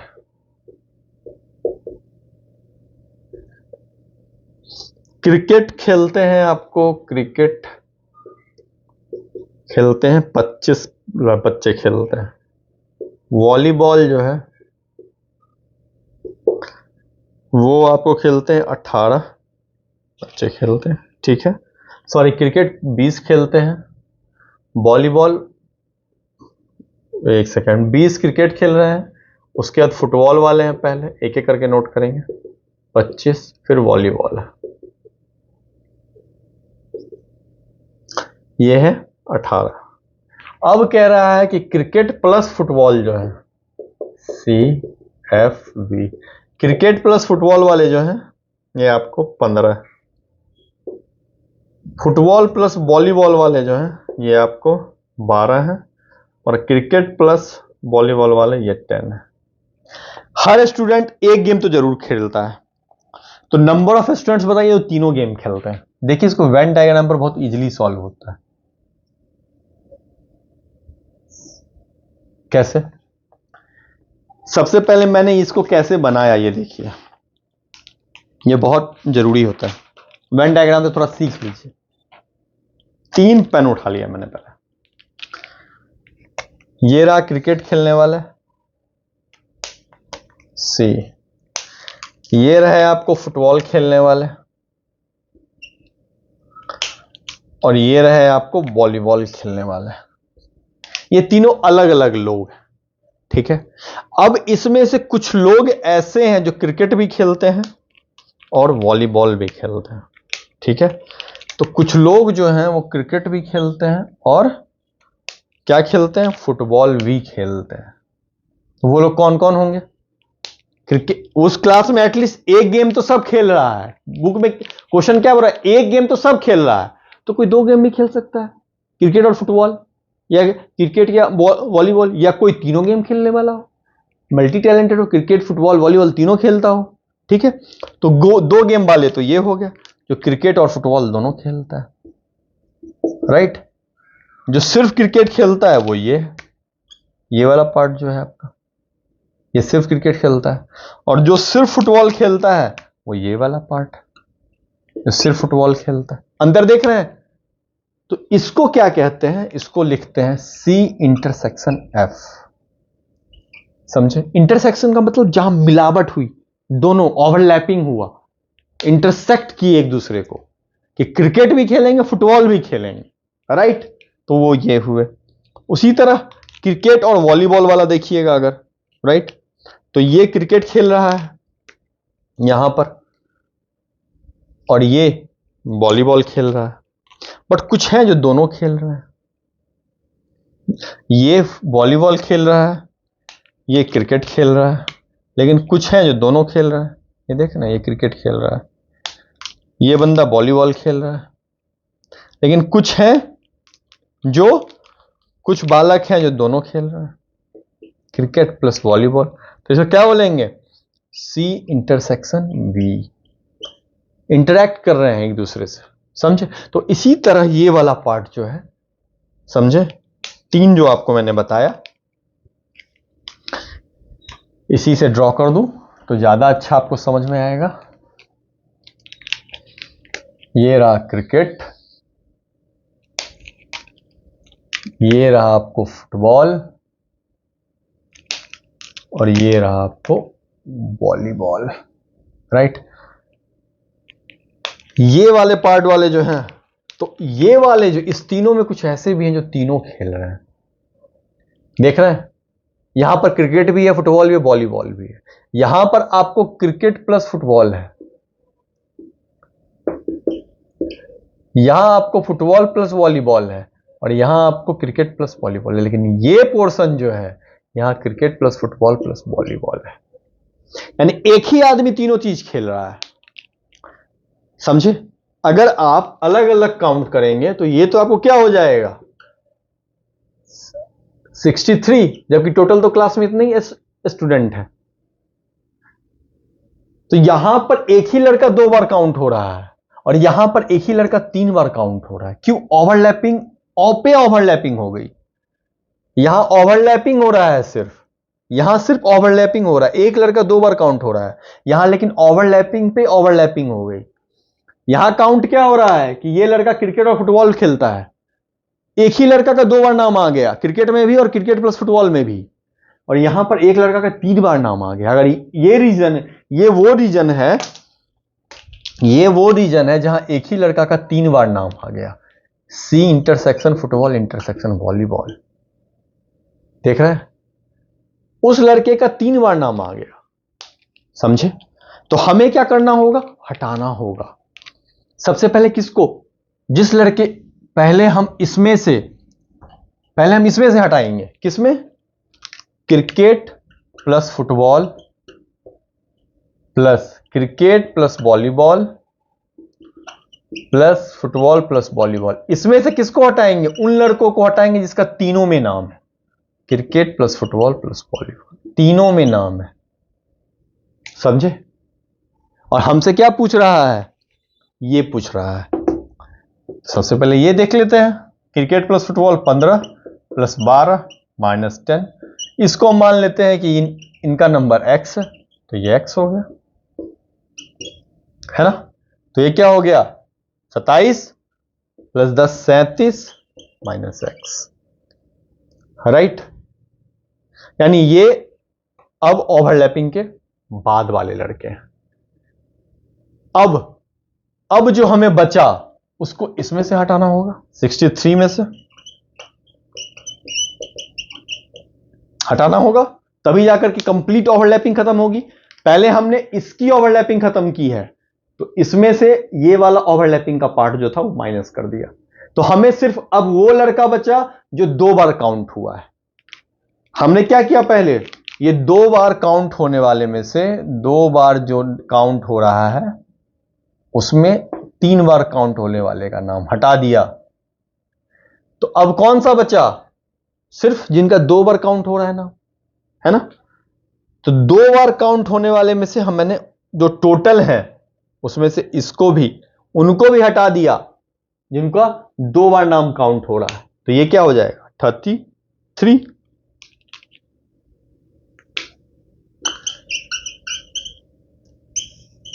ये क्या हो गया? 26 plus x is equal to 33 and x is equal to 33 minus 26, 7।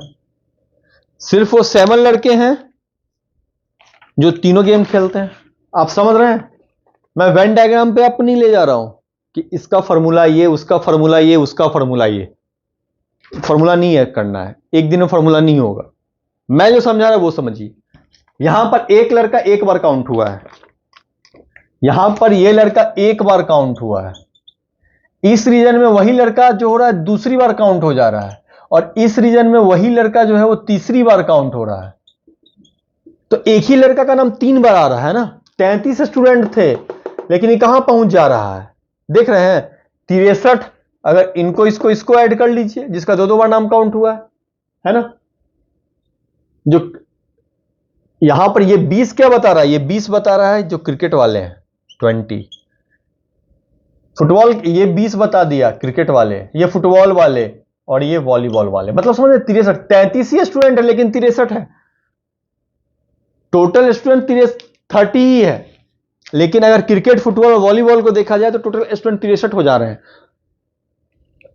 20 लड़के क्रिकेट खेल रहे हैं, 25 लड़के फुटबॉल खेल रहे हैं, और 18 लड़के जो वॉलीबॉल खेल रहे हैं। लेकिन इसी बीच में वो भी लड़के हैं जो क्रिकेट प्लस फुटबॉल खेल रहे हैं और क्रिकेट प्लस वॉलीबॉल खेल रहे हैं, और इसी बीच में वो भी लड़के जो cricket plus football plus volleyball खेल रहे हैं। चूंकि वो लड़का क्रिकेट भी खेल रहा है इसलिए उसका नाम है क्रिकेट वाली लिस्ट में।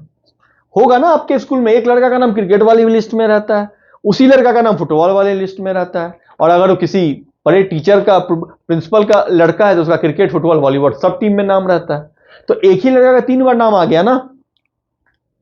तो हमने क्या किया, सबसे पहले 2 बार नाम वाले का ये जो रीजन था, ये इस रीजन में जो थे जिसका 3 बार आया था उसको माइनस कर लिया। उसको माइनस किया तो हमें वो रीजन आ गया जिसमें सिर्फ 2 बार नाम आ रहे थे। अब टोटल जिनका था जो एक एक गेम खेलते हैं उसमें से उसको माइनस कर दिया जिनका 2 बार आउट नाम आ रहा था, तो हमें टोटल स्टूडेंट आ गया। समझे? तो हमें कैसे करना है, दिख गया ना। सबसे पहले आपको यह करना है फर्स्ट स्टेप। इसमें क्या करना है, यह है C plus V minus this one, इसको मैं Y मानता हूं। ठीक है, Y ये क्या है, नंबर ऑफ स्टूडेंट S, ये हो गया। ये जो आपका टोटल काउंटिंग था उसमें आपने इसको हटा दिया, राइट, Y, तो नंबर ऑफ टोटल स्टूडेंट आ गया। क्वेश्चन समझ रहे हैं मैं क्या समझाना चाह रहा हूं? ध्यान से समझिए। मैंने पहले मुझे ये रीजन ही हटा देना है। ये रीजन में सिर्फ वही बच्चे रहे जो एक एक बच्चे रहे। ये रीजन तो एक एक बार वालों का है, लेकिन ये रीजन 2 बार और 3 बार वालों का है। यहां एक बच्चा दूसरी बार भी काउंट हुआ है, यहां वही बच्चा तीसरी बार काउंट हो रहा है। एक ही बच्चा यहां पर 2 बार काउंट हो रहा है, तो हमें इस ओवरलैपिंग को हटा करके एक ही बच्चा एक बार काउंट हो लाना है। तो इस ओवरलैपिंग में से पहले इस ओवरलैपिंग को हटा दिया, फिर उसके बाद इन तीनों के में से इस पूरे ओवरलैपिंग को हटा दिया। देखिए, इस पूरे ओवरलैपिंग को हटा दिया, तो हमें क्या आ गया, जो टोटल क्लास के बच्चे थे वो आ गया। बस समझ रहे हैं? इसको मैंने Y लिखा है, तो ये जो है एक्चुअली में क्या है, this minus this one, total, यही नंबर ऑफ स्टूडेंट है ना। यहां रहने वाले को मैंने क्या माना, जो इस रीजन में था, इसको मैंने कहा कि ये रीजन वाला बच्चा X है, नंबर ऑफ बच्चा जो 3 बार आ रहा है X है, C plus F plus V, इसको मैंने क्या बोला, ये X है।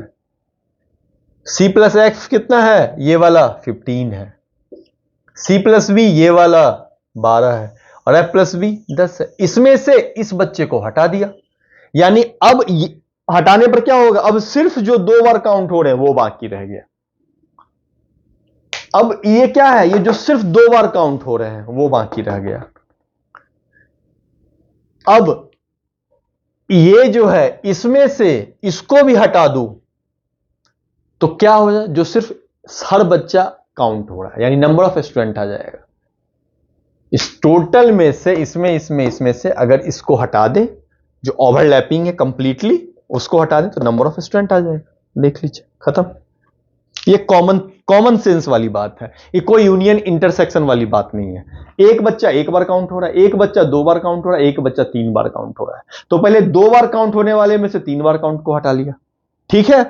उसके बाद जो रिजल्ट आया तो 1 बार काउंट होने वाले में से उसको हटा दिया, नंबर ऑफ स्टूडेंट आ गए। बस इतनी सी बात है।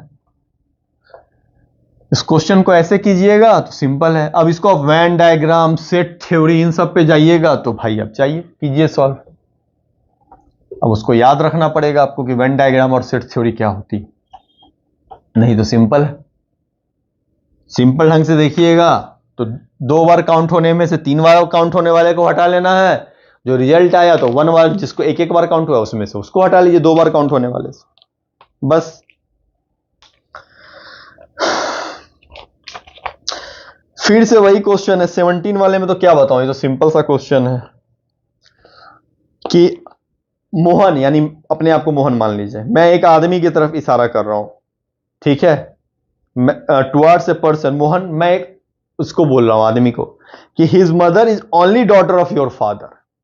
तुम्हारी मदर जो है, ठीक है, उसकी मदर जो है उसके हिज मदर इज, यहां पर देखिए मोहन सेड, मोहन रहा, ये किसको बोल रहा है, एक वुमन को। क्या कह रहा है, एक आदमी को पॉइंट आउट कर रहा है, एक आदमी मैन उसको पॉइंट आउट कर रहा है। क्या बोल रहा है, हिज मदर, उसकी मदर जो है, उस आदमी की जो मदर है, ठीक है, only daughter of your father, तुम्हारे फादर की ओनली इकलौती बेटी है, ठीक है, कौन, इकलौती बेटी, डॉटर, कौन, उसकी मां, यानी उस मैन की मां। डॉटर कौन है, मदर है, इसकी मदर, इसकी डॉटर, ठीक है, कौन है, तुम्हारे फादर की इकलौती बेटी है, सिंगल, कौन, इसकी मदर। हो गया सिंपल, यानी वो डॉटर क्या है, मदर, यानी मां बेटे का रिलेशन। वो औरत और उसमें क्या है, वही उसी औरत को बोल रहा है, उसी औरत को बोल रहा है ना, कि तुम्हारा बेटा जो है तुम्हारे नाना जी की, मतलब उसकी मां जो है उसके नाना जी की इकलौती बेटी है, यही लाइन समझा रहा है वो। अब इसमें क्या जादू बताऊं, जो सिंपल सा क्वेश्चन है, अपने आप को रख के सॉल्व किया कीजिए इन टाइप के क्वेश्चन को। देखिए ये क्वेश्चन जो है, ये क्वेश्चन भी सिंपल ही है, कुछ ज्यादा तोप नहीं है इस क्वेश्चन में।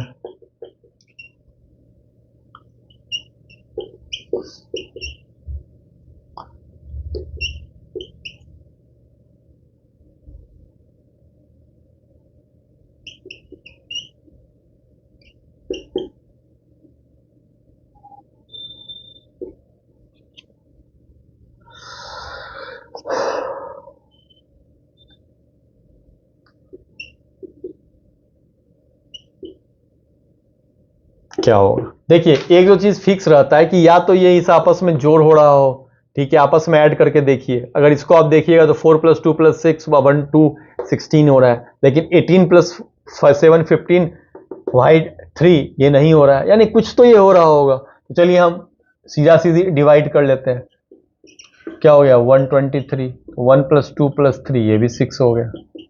उसी तरह इसमें क्या हो रहा है 870/3, इसीलिए बोलता हूं टेबल याद रखिए, कैलकुलेशन फास्ट होता है। 11 हो गया, इसमें क्या हो जाएगा 735/5,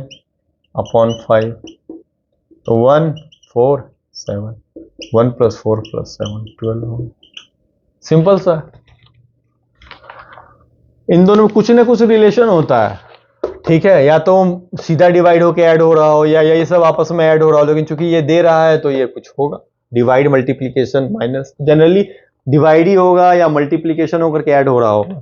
इस सब में ऐसा ही कुछ रिलेशन रहता है कि ये कुछ इससे भाग हो रहा हो, गुना हो रहा हो, फिर ऐड हो रहा हो, तो बस यही। अब चूंकि एक ही बार में सीधा सीधी दिख रहा है कि हाँ 87/3 की जगह 29 हो रहा है, 20, क्योंकि 11 और तो कैसे आएगा नहीं, 29 290 आएगा, 290 का मतलब हो गया कि 11, और ये 1 2 3, यानी सिंपल हो रहा है, और क्या। इस टाइप में ऐसे ही करना होता है, इसमें कुछ है नहीं, समझे। Truth and falsify attributes of preposition, सत्य और असत्य किसके गुण होंगे, कथन के गुण होंगे, तर्क वितर्क के तो होंगे नहीं। तर्क वितर्क में कौन सा सत्य कौन सा ये चीज, बात विवाद पार्लियामेंट में देख लीजिए, सत्य असत्ता का तो कुछ है ही नहीं। धारणा आप सबकी अपनी अपनी धारणा है, धारणा तो ऐसे भी बकवासियों पे ही होती है। तो कथन है। विषम, इसमें कुछ चुनिए। ऑड वन कौन हो जाएगा? आकाश है तो उसमें स्टार्स है, यूनिवर्सिटी है तो उसमें स्टूडेंट्स है, स्टेडियम है तो उसमें प्लेयर्स हैं, तो मून है तो प्लेनेट थोड़ी ना है, तो सीधा सीधी मून प्लेनेट, खत्म आंसर। उसी तरह नेक्स्ट बढ़िए 21।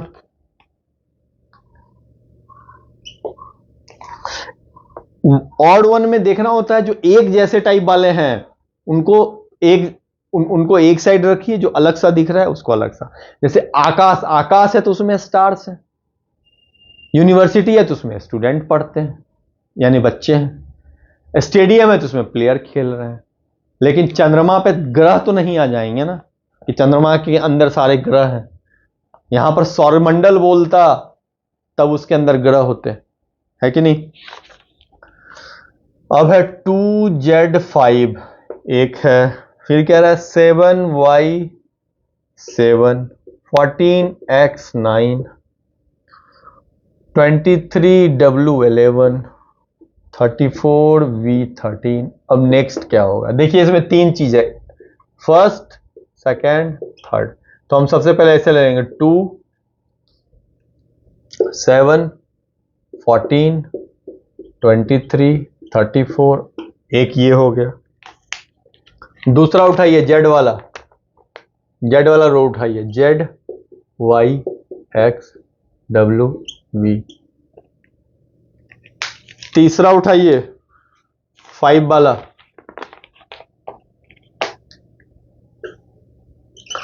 5 7 9 11 13। अब क्या हो जाएगा? 5 7 9 11 13 15, यहां 15 आ गया। ये हो गया UVWXYZ। ये हो गया 5 7 9 11 13 47 हो गया। ये हो गया 47 U15। आंसर बी हो गया। देखिए कितना आसान है, सबको अलग अलग तोड़ दिया। अब यहां बैठकर घिनाएगा तो सबसे सही है। तीन अलग अलग पैटर्न चल रहा है ना, ये वाला पैटर्न 2 वाला, फर्स्ट नंबर 2 वाला पैटर्न चल रहा है इसमें, फिर बीच में जेड वाला पैटर्न चल रहा है, फिर 5 वाला पैटर्न चल रहा है। बस सीधा सीधा इसको फॉलो कर दिया, राइट। इसमें आपको ध्यान देना पड़ेगा, अलग अलग समझे, अलग अलग करके निकाला कीजिए। अगर आपको पैटर्न दिख रहा है ना कि कुछ बन रहा है तो उसको अलग अलग कर लीजिए, सिंपल ढंग से सॉल्व कर लीजिए, राइट। कह रहा है which one does not belong to the group, 22 number, 122 326 224 337। एक तो ये सब इवन है, ये ऑड है बोल सकते हैं। दूसरा ये प्राइम नंबर भी है, इनमें से कोई प्राइम नंबर नहीं है, तो ये ऑलरेडी ये हट गया। तो क्या हो गया? ये 23 का आपको डी आंसर हो गया 337। ये तो सिंपल है, ये बाकी सब इवन नहीं है, ऑड है, इसमें कुछ करना नहीं, बाकी प्राइम नंबर भी है। अब कह रहा है कि 9 7 4 6 8 x4, इसको आप 8 से डिवाइड कर रहे हैं, x की जगह क्या आएगा? मैं इसको दो तरीके से बता देता हूं। एक तो सबसे पहले कीजिए 1 8 17 2 16 1 6 6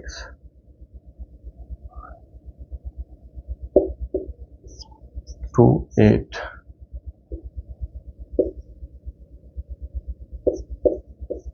4। अब x, अब यहां पर क्या लीजिएगा कि फिर ये आए तो आपका सॉल्व हो जाए। ये तो 8 के टेबल में कब आता है? 8 दूनी 16 8 तिया 24, और तो फिर 8 का टेबल काउंट कीजिएगा तो यानी 3, यानी यहां पे आपको क्या आना चाहिए? 2, तभी तो कैंसिल होगा, ठीक है। अब 2 आने के लिए यहां क्या होना चाहिए? x के जगह क्या होना चाहिए? 8 5 4, क्योंकि यहां पर क्या होना चाहिए? कोई ऐसा नंबर हो जिसमें 4 के बाद कुछ आ रहा हो, तो फिर ताकि 4 टाइम्स में लगे और यहां पर 2 आ जाए, तो 40 5 टाइम्स में आपको 40 कीजिएगा, तभी तो यहां 2 आ रहा होगा। तो यहां पर क्या कीजिएगा? x की जगह 2 आना चाहिए, तभी तो आपको 42 आएगा। तो 2 हो गया, तो 8 दिया 24, कैंसिल। 2। ये एक सिंपल तरीका हो गया। दूसरा, 8 से डिविजिबिलिटी वाले रूल में जाइएगा तो लास्ट का 3 डिजिट जो है वो आपको 8 से डिवाइड होना चाहिए। 8 कैंसिल, x 0 4, x पता नहीं है, 8 दिया, 2 ले लीजिए, 24, खत्म। तब भी आ जाएगा आपको x के बदले 2, राइट, है ना।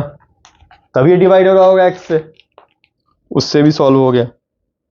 x के डिविजिबिलिटी का रूल क्या कहता है कि लास्ट का 3 डिजिट का जो है वो आपको 8 से डिवाइड होना चाहिए, ठीक है। नहीं तो सिंपल तरीका है यार, इतना क्यों मेहनत करना है, डिविजिबिलिटी अगर नहीं याद रहा है तो सिंपल तरीके से देखिए,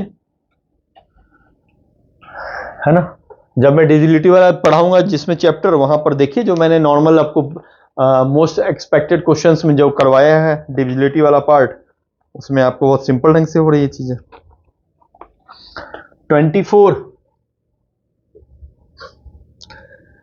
a equal to 81 into 117 into 63 into 47 divisible by 3 की पावर b, तो b क्या होगा, राइट, 3 की पावर b, यानी डिवाइड हो रहा है b की पावर। तो यहां पर देख लीजिए 80 का मतलब 3 की पावर 4, इसका मतलब ये क्या हो गया, 9 13 से ना 13 नंबर 117, और ये 9 इंटू 7, और ये तो 43, 2 इंटू 23, इसका तो कोई यूज ही नहीं। 3 की पावर b, यानी 3 की पावर, इस दोनों को काउंट कर लीजिए, 4 इंटू स्क्वायर इंटू 13 7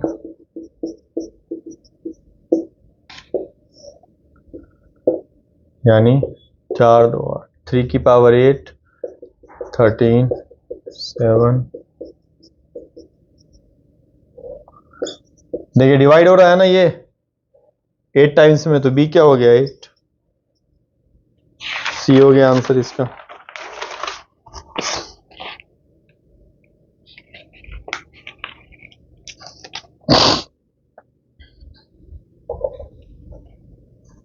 अब अगला क्वेश्चन भी है, सिंपल है, आप रिमाइंडर सोचेंगे, दुनिया भर की बात सोचेंगे, ये हम सिंपल सी बात कह रहा है। अगला क्वेश्चन क्या कह रहा है कि एक नंबर है x, 7 से डिवाइड करने पर रिमाइंडर जो है 3 आता है, तो 11 से 100 के बीच में ऐसे कितने नंबर होंगे, सिंपल। तो ये नंबर क्या होगा, यहां पर कुछ होगा y, मान लीजिए 7 इंटू वाई, एक्स क्या होगा 7 इंटू वाई प्लस 3, है ना, x 7 इंटू वाई प्लस 3 यही होगा, क्योंकि x में जब y से, जैसे मान लीजिए यहां पर 10 आ रहा हो तो y1 लीजिएगा तो क्या आ जाएगा 3 रिमाइंडर, है ना। अगर y2 लीजिएगा तो कितना, किस केस में होगा, 7 दूनी 14 3 17, यहां 17 आ रहा हो, तो जब y1 लीजिएगा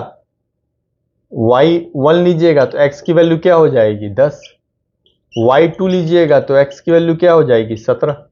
उसी तरह आपको करना क्या है, कुछ नहीं, 7 का टेबल पढ़ना है, 7 14 7 21 28 35 42 49 63 70 77 84 91 98। अब इसके ऊपर कीजिएगा तो 105, तो 100 से ऊपर का तो चाहिए नहीं, ये कट गया। रिमाइंडर 3 आना चाहिए, है ना, तभी तो होगा ना। अब देखिए तो ये नंबर नहीं आएगा एज ए 5। अब इसमें देखते हैं, रिमाइंडर 3 का मतलब सब में 3 लीजिए तभी तो वो नंबर आएगा।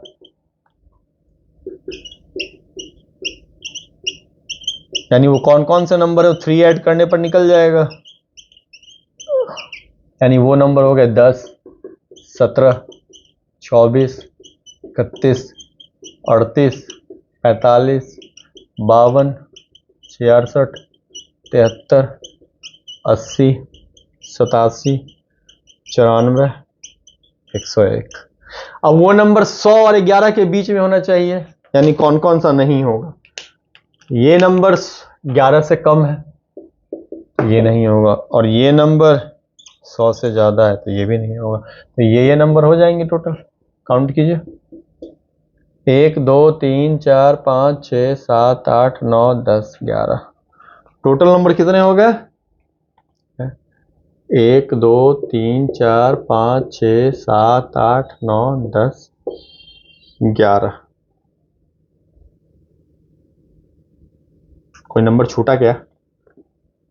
7 2 14 7 21 7 27 7 35 7 42 7 49 7। हाँ, यहाँ पर एक नंबर छूट गया। नुक्ते के फेर से खुदा जुदा हो गया। 7 56 प्लस 3 59। अब हो गया 12। टोटल नंबर क्या हो गया? 12। ठीक है, अब ये मत बोलिएगा आंसर देख करके आपको याद है, चूंकि सीधा सीधी बात है। मैंने क्या बोला? 7 का टेबल लिखिए, 7 का टेबल लिखिए और टेबल लिख करके 3 ऐड कर दीजिए। 3 ऐड कीजिए, जो 11 से कम है वो घट गया, ये यहाँ घट गया।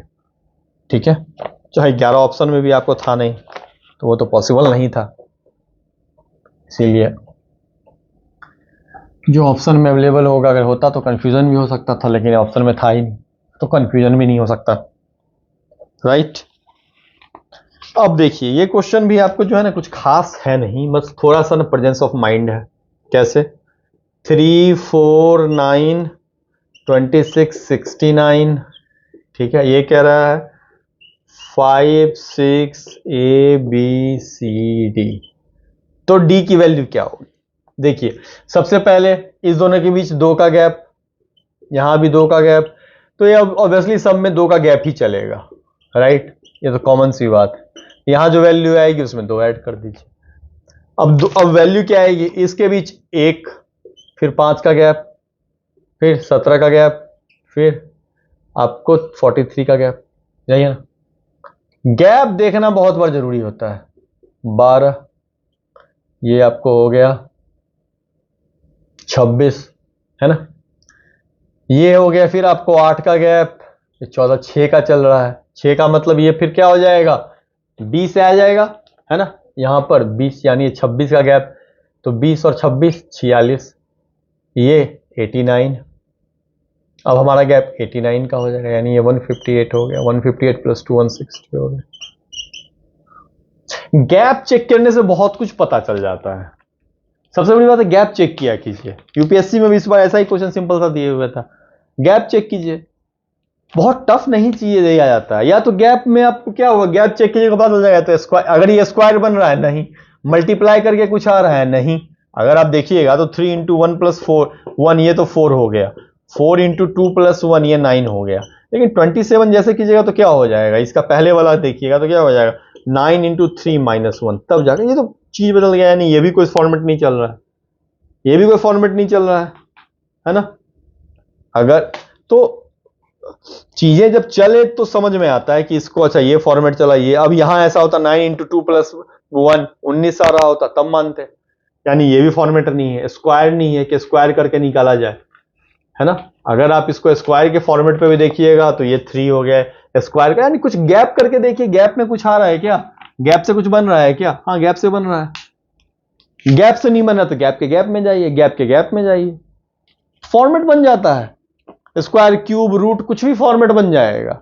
स्क्वायर का स्क्वायर प्लस 1, बस एक फॉर्मेट बनना चाहिए। फॉर्मेट बन गया, इसमें तो कुछ है ही नहीं, गैप के गैप, गैप पर गैप चल रहा है, और क्या इस क्वेश्चन में कुछ था ही नहीं,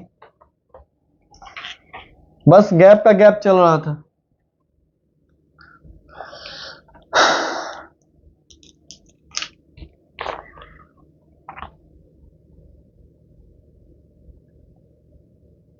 अब ये क्वेश्चन नंबर 27 है। CBA, CCA। देखिए इस टाइप का क्वेश्चन मैंने बहुत बताया है।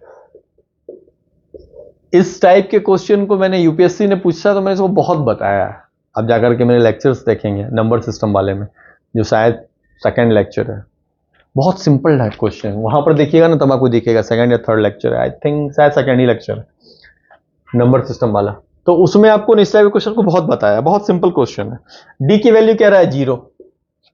अब डी 0 और ये दोनों सेम, डी 0 तो तभी हो सकता है यहाँ पे 1 प्लस 9 हो तो 10 आ रहा हो, तभी यहां पर 0 होगा, या 5 प्लस, या फिर क्या क्या पॉसिबिलिटी है, 1 प्लस 9, 2 प्लस 8, ठीक है, 3 प्लस 7, ये सब जो जो आपके दिमाग में आ सकता है सब में लिख रहा हूं। 5 प्लस 5, तभी तो यहां पर 0 आएगा, 0 वाली पोजीशन, एक यहां पर सम होके ऊपर चला जाएगा, राइट। लेकिन ए और ए, यहां दोनों ए कह रहा है, तो दोनों सेम, तो एक ही पॉसिबल हो सकता है, ए इक्वल टू 5। सिंपल। देखिए बाकी भी देख लीजिए, अगर ये 5 कह रहा है तो ये पता चल गया हमें कि C5, C5, ये भी 5 हो गया, ये C, ये 0, ये 1 है। अब यहां 5 किस केस में आएगा, जब दोनों सेम हो। 5 आने के लिए 1 + 4 तभी 5 हो सकता है, ठीक है, या 1 या 2 + 3 यही 5 हो सकता है। लेकिन कह रहा है कि C सेम होना चाहिए। यहां डेफिनेटली अगर C आ रहा है यहां, तो ये C सेम तभी होगा जब ये 2 + 2 1 + 2 आ रहा हो 5, राइट। यानी यहां पर भी 1 आया हुआ होगा, यानी 1 + C + C, यही 5 होगा। कॉमन सेंस से देखिए, यानी C की वैल्यू क्या हो गई, C2 हो गया, यानी क्या हो गया 2B5, 2 2 5 5 2 0, यहां भी 1, यहां भी 1, तो B की वैल्यू क्या हो जाएगी, ऑटोमेटिकली 9 हो जाएगा। B की वैल्यू 9 + 1 10 + 2, ठीक है। तो B आपको क्या हो गया, B यहां से 9 आ गया, B यहां से 9 आ गया, यानी A equal to 5, B equal to 9 और C equal to 2। Simple question, बहुत सिंपल है ये क्वेश्चन, कितना सिंपल है देखिए। थोड़ा सा कॉमन सेंस लगाइए, 5 तो तभी आएगा ना, 5 तभी आएगा जब या तो 1 + 4 हो, 2 + 3 हो, तो यहां पर C दोनों एक जैसा कब हो, 2 + 2, इसके ऊपर 1, तो यानी C की वैल्यू 2 हो रही होगी। और यहां C, यहां भी C, तो ये दोनों मिला करके 10 हो रहा होगा, तभी ये दोनों मिलाकर 10 होंगे, तभी यहां जो लिखा है नंबर यहां आएगा, तो 1 + 9 10 हो सकता है, और तो कुछ हो नहीं सकता, है ना। यहां पर B तो ऐसे भी निकल जाएगा आपको कि 1 + 9 10 + C, यहां पर मान लीजिए 9 होगा, ये 9 होगा, तभी कोई नंबर 1 + 9 मिलकर 10 बनेगा, तो 10 प्लस कोई भी नंबर लीजिएगा C, है ना, अगर 1 लीजिएगा तो 11 आएगा, यानी यहां C तो यहां C, देख रहे हैं। 10 + 2 लीजिएगा तो 12 आएगा, यानी यहां C, यहां C, ये तो तभी पॉसिबल है ना, यहां जब यहां 9 हो। समझ रहे हैं, चीजें बहुत सिंपल हैं, चीजों को सिंपल ढंग से लीजिए।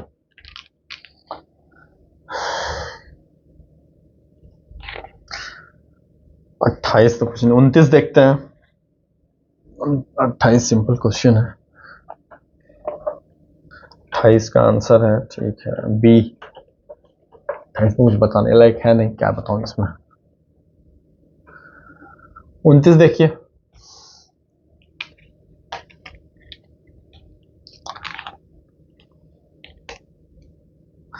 देखिए कह रहा है क्या कि from each of the 2 given numbers, ठीक है, मान लीजिए 2 नंबर है x y, ठीक है, हाफ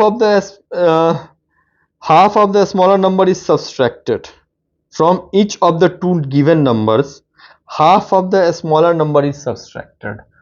तो इस दोनों का मान लीजिए क्या कि स्मॉलर नंबर जो है आपको x है, तो दोनों में से आपने हाफ सब्सट्रैक्ट कर दिया स्मॉलर नंबर का, अब ये तो ऐसे ही रह जाएगा, इक्वल टू y - x/2, ठीक है। इसके करने के बाद क्या हो रहा है, of the resulting numbers larger one is 3 times large than smaller one, यानी लार्ज वन है पहले ही, अगर मान लीजिए ये मैंने लिया, इसको लिया 10, इसको लिया 12, राइट, ऐसे ही रहा। इसका आधा क्या हो गया, 10 का आधा 5, तो ये 5 हुआ, और 12 में से भी 5 घटाइएगा तो 7, तो ये तो हमेशा लार्जर ही वन रहेगा ना, ये लार्जर वन ही रहेगा ना, देखिए, तो ये लार्जर वन रहेगा, है ना। तो जो लार्जर वन है उसके बारे में बोल रहा है, लार्जर वन जो है y - x/2 वो 3 टाइम्स है स्मॉलर वन का, यानी y = 3x/2 + x/2, यानी y = 2x, y/x = 2/1, यानी 2:1, राइट, 2:1 आ गया, ठीक है। क्या आ गया, y/x = 2:1, ठीक है।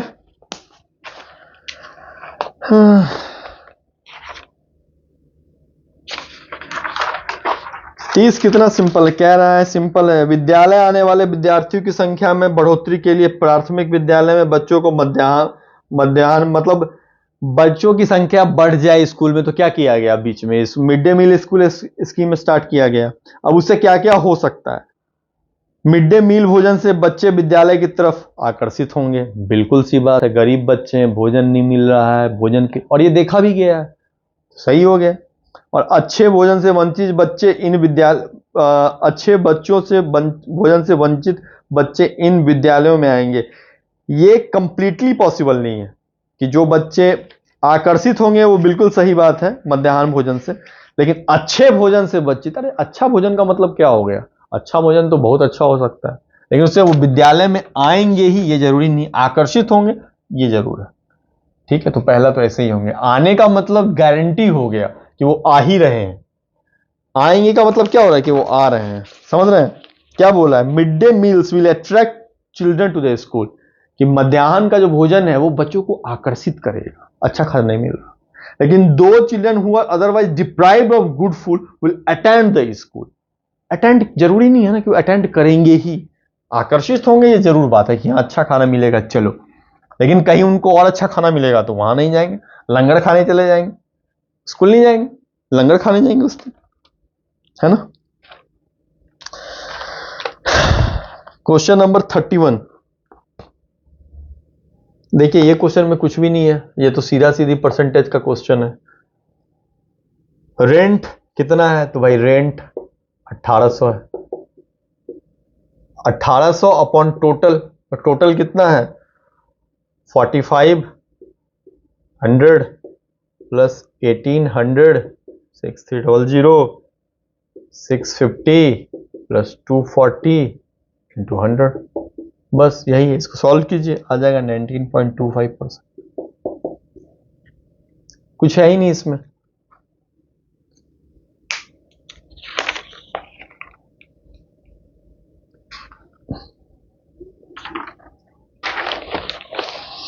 उसी तरह 32 क्या हो जाएगा, 32 का भी देखिए, जो पैटर्न चल रहा है उसमें वो पैटर्न के अकॉर्डिंग क्या हो जाएगा, देखिए पैटर्न क्या चल रहा है आपका,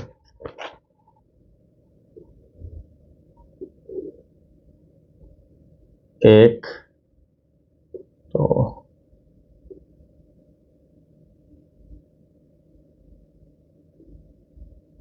पहला पैटर्न कर रहा है ये, दूसरा कह रहा है किसके इधर ये आएगा, तीसरा कह रहा है ये उठकर इधर आ जाएगा, और फिर ये दोनों एक साथ होंगे। उसी तरह अब इधर दो आ गए तो नेक्स्ट क्या होगा, पहले इधर दो आएंगे, और उसके बाद का नेक्स्ट जो होगा उसमें क्या होगा, दोनों ऊपर नीचे आएगा, यानी ऑप्शन डी हो गया। ठीक है, 30 नंबर क्वेश्चन देखिए, 33 है, 33 में आपको क्या कह रहा है, पहले आप इसको देख लीजिए सिंपली।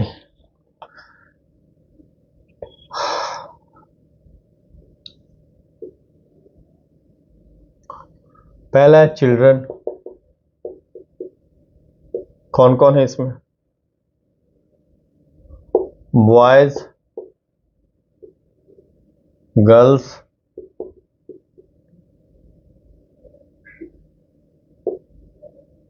टोटल, हाइट बोल दिया और टोटल, मीडियम,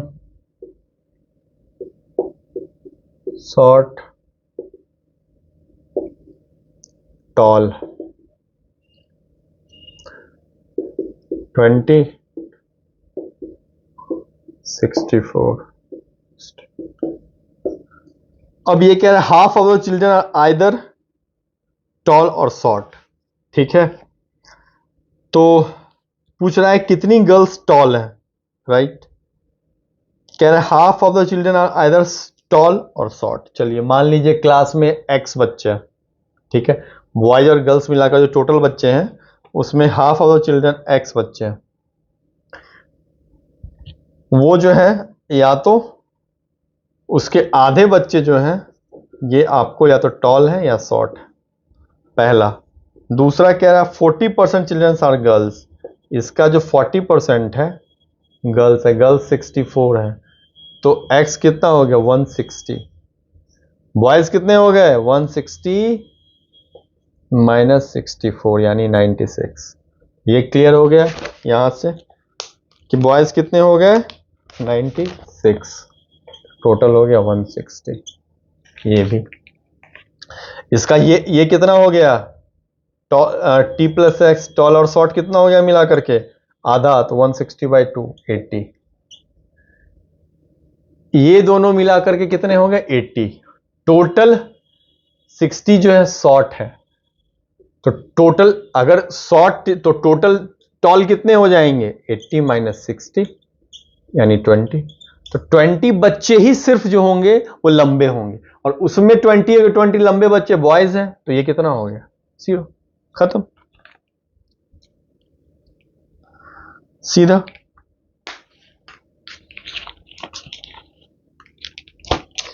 कि कह रहा है टॉल और शॉर्ट ये दोनों मिलाकर कितने हो गए, देखिए 80 हो रहे हैं ना, तो यही आपका टॉल टोटल 20 है, तो ये 20 तो ये कितना हो गया 0, बस। क्वेश्चन बहुत सिंपल है, इसको देख करके घबराना नहीं है, बस देखना है और इसको करते चले जाना है, थोड़ा सा वहां पर पेशेंस के साथ कीजिएगा, हो जाएगा। बार डायग्राम है, दे रखा है, परसेंटेज इंक्रीज हुआ है नंबर में 1960 और 1990 के बीच, ठीक है भाई। 1960 में कितने लोग हैं 2500, 1990 में वो कितने हो गए 26000, तो पहले 1990 माइनस 1960 में कितने लोग, तो 2600 माइनस 2500, ठीक है।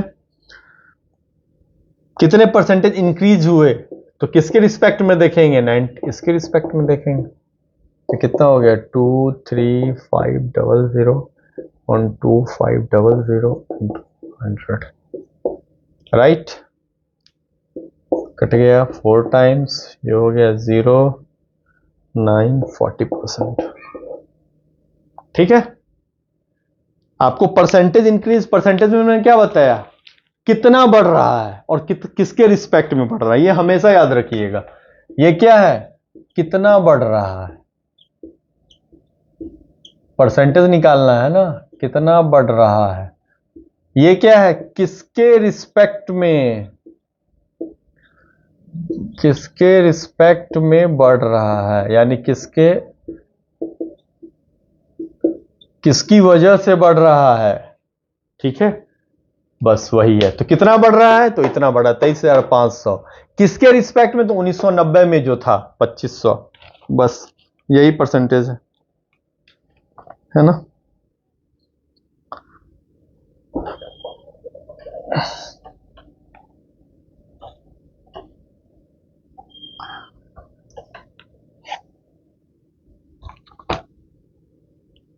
चलिए क्वेश्चन नंबर 35 करते हैं।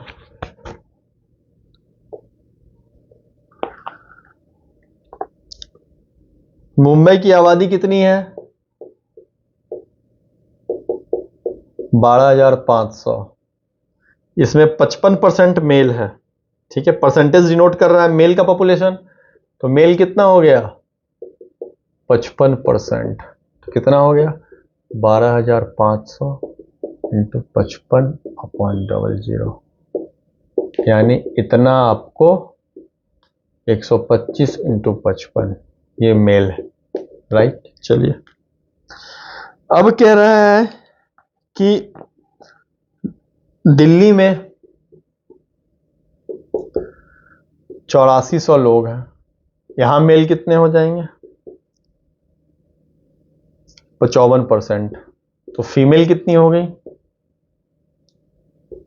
46%, इतनी ही फीमेल हो गई, तो कितनी हो गई, हमें फीमेल से मतलब है, क्वेश्चन यही कह रहा है।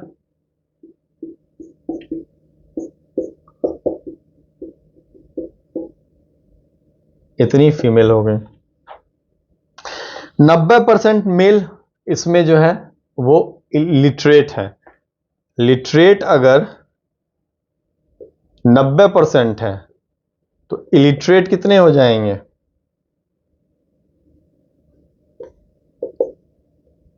10%। मुंबई के जो मेल है 90% मेल आपको लिटरेट है, 10% इलिटरेट हो जाएंगे। दिल्ली में क्या कह रहा है, दिल्ली में 80% फीमेल लिटरेट है। लिटरेट जो है दिल्ली में फीमेल 80%, तो इलिटरेट। इसको समझिए, मुंबई की आबादी 1,12,500, इसमें 55% जो है मेल है, पुरुष हैं, तो इतना पुरुष निकाल लिया। ठीक है। दिल्ली में 8400 आबादी, 54% मेल, तो फीमेल कितने हो गए, 40%। क्योंकि हमें चाहिए क्या, हमें चाहिए कि इलिटरेट मेल इन मुंबई अपॉन शिक्षित आदमी, मुंबई के शिक्षित आदमी और दिल्ली की मुंबई के अशिक्षित आदमी और दिल्ली की अशिक्षित महिला का अनुपात चाहिए, जो क्वेश्चन में पूछ रहा है। तो हमें क्या निकालना होगा, हमें निकालना होगा मुंबई के अशिक्षित मर्द, तो वो कितने हैं, ये 10%, ये चाहिए, और दिल्ली की ये जो महिला है, तो मुंबई के अशिक्षित परसेंट 10% कितने हैं, तो जितना मेल है उसका 10%। ठीक है। तो इलिटरेट मेल जो है, मेल यानी अशिक्षित पुरुष मुंबई के, ऑफ मुंबई, कितना है 125 इंटू 5 इंटू 10%, ये हो गया। और दिल्ली का अशिक्षित इलिटरेट अशिक्षित महिला, कहां की, फीमेल, दिल्ली की, कितनी 20%, यानी 84 इंटू 46 इंटू 20/100, यही, इसी दोनों का अनुपात पूछ रहा है हमको, यहां तक निकाल लिए हैं, तो इसी दोनों का अनुपात निकालना है, यही निकालना है ना। क्या अनुपात पूछ रहा है,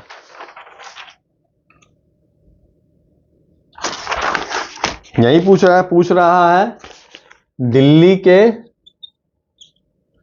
मुंबई के अशिक्षित पुरुष अपॉन दिल्ली की अशिक्षित महिला, दिल्ली की महिला अशिक्षित है भाई, अनुपात इसके अकॉर्डिंग। ठीक है। तो क्या है देखिए, मुंबई में कितना है, ये 0.1 हो गया और 0.2, तो इसको लिखेंगे 125 इंटू 55 तो 0.1 अपॉन 84 इंटू 46 इंटू 0. सॉल्व कीजिए, 0.89 आ जाएगा। ठीक है, यही है जो पूछ रहा है, बस उसको लिख दिया, क्वेश्चन में कुछ है ही नहीं, जो पूछ रहा है उसको लिख दिया। आप इसको सॉल्व करेंगे तो आ जाएगा। थोड़ा कैलकुलेटिव है ये, बट हल्का सा तो कैलकुलेशन दिखाना होगा ना। एक तो सबसे पहली बात 1.73 नहीं होगा, क्यों, अब इस दोनों में बड़ा कौन है, बस ये आपको देखना होगा। यहां पर अगर आप ये देखिएगा, आपको लग रहा होगा क्या कि यहां तो ये इससे छोटा है, यहां इससे छोटा है, लेकिन यहां ये 2 भी आ रहा है ना, जो इसको सीधा सीधी उससे बड़ा बना देगा, राइट। तो वो आपको क्या आ जाएगा, 0.89। जब सॉल्व कीजिएगा तो आपको आ जाएगा। ठीक है, जो करके देख लीजिएगा, मैंने किया था तभी बता रहा हूं। 35 के बाद 36, थोड़ा और भी क्वेश्चंस खींचना है। अगर मैं क्वेश्चन में यहां भी कैलकुलेशन करता रह जाऊंगा तो फिर आपको सारा क्वेश्चन लटका रह जाएगा ना। N M K P K I, यहां क्या होगा, सिंपल है। यहां पर किसमें किसमें रिलेशन देखना है, L और N में, O और M में, M और K में। L M N यानी +2, M N O यानी -2, उसके बाद क्या है, M है, KLM यानी M में -2 कीजिएगा तो ये है, यानी यही चीज आपको यहां चलानी है। PKI में, PQR तो R हो गया, यहां -2 कीजिएगा तो IJK ये हो गया, और यहां क्या हो जाएगा GHI, वही जो मैंने आपको बताया था RIJ, ये हो गया ऑप्शन। बस सिंपल जैसा बता रहा है उसके अकॉर्डिंग चलना है, क्वेश्चन एकदम सिंपल हो जाएगा।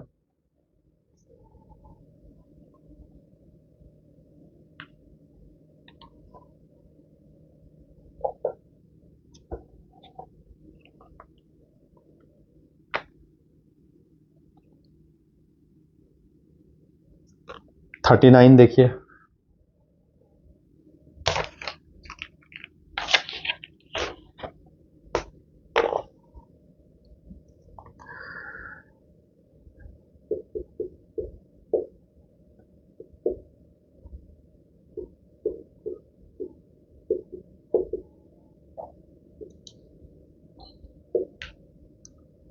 वन 2 3 4 5 6 7 8 9, ये हो गया @ हैश, ये बस सिंबल सब है और कुछ है ही नहीं इसमें, एंड स्टार पोस्ट। कह रहा है ये क्या होगा, सम कह रहा है किसका, इसका इसका इसका प्लस ये इसका सम बताना है। ठीक है, इसको क्या लिखते हैं, पहला n को 6 लिखे, इसको 4, ये क्या है डॉलर, डॉलर को 3, प्लस को क्या लिखे प्लस प्लस प्लस 9, इसको 5, हैश को 2, क्या आ गया 5 9 15, यानी 1 को क्या लिखेंगे @5, ये 9 प्लस 5 हो गया, सिंपल, कुछ है ही नहीं। क्वेश्चन नंबर 40 देखिए, इस वीडियो को मैंने दो वीडियो में बना रहा हूं, पहले क्वेश्चन नंबर 1 to 40 और 41 to 80 जहां तक आपके दे रखे हैं, तो इस वीडियो का ये लास्ट क्वेश्चन है। नेक्स्ट वीडियो जो है उसमें आपको 40 नंबर का क्वेश्चन जो है 41 से स्टार्ट होगा, ठीक है, और 41 से कंप्लीट हो जाएगा वो वीडियो।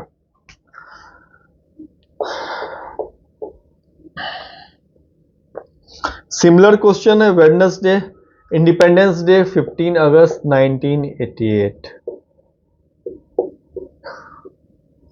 किस दिन सेलिब्रेट हुआ है, वेडनेसडे को।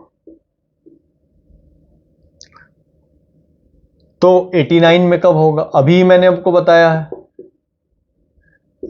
1981 88 लीप ईयर है, पहले आपको मैं जो बताना चाह रहा हूं देख लीजिए, 4 16 3 8 36 28 7 लीप ईयर। अब आप क्या करेंगे, इसमें 2 दिन ऐड कर देंगे, ठीक है, और ये क्या हो जाएगा थर्सडे और फ्राइडे, ये आप लिखेंगे और ये लिखते ही आपका आंसर क्या हो जाएगा गलत। क्यों, क्योंकि 1988 का जो फरवरी है वो तो बीत चुका है, अब जो मामला आ रहा है 15 अगस्त से लेके यहां तक वो तो सिर्फ 365 दिन ही कैरी किया है।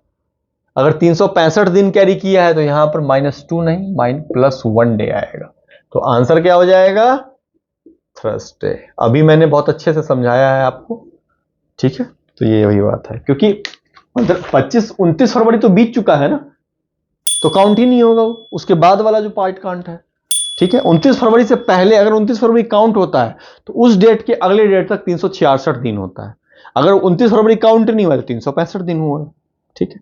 चलिए नेक्स्ट 41 से 80 हम लोग नेक्स्ट वीडियो में करेंगे, ठीक है।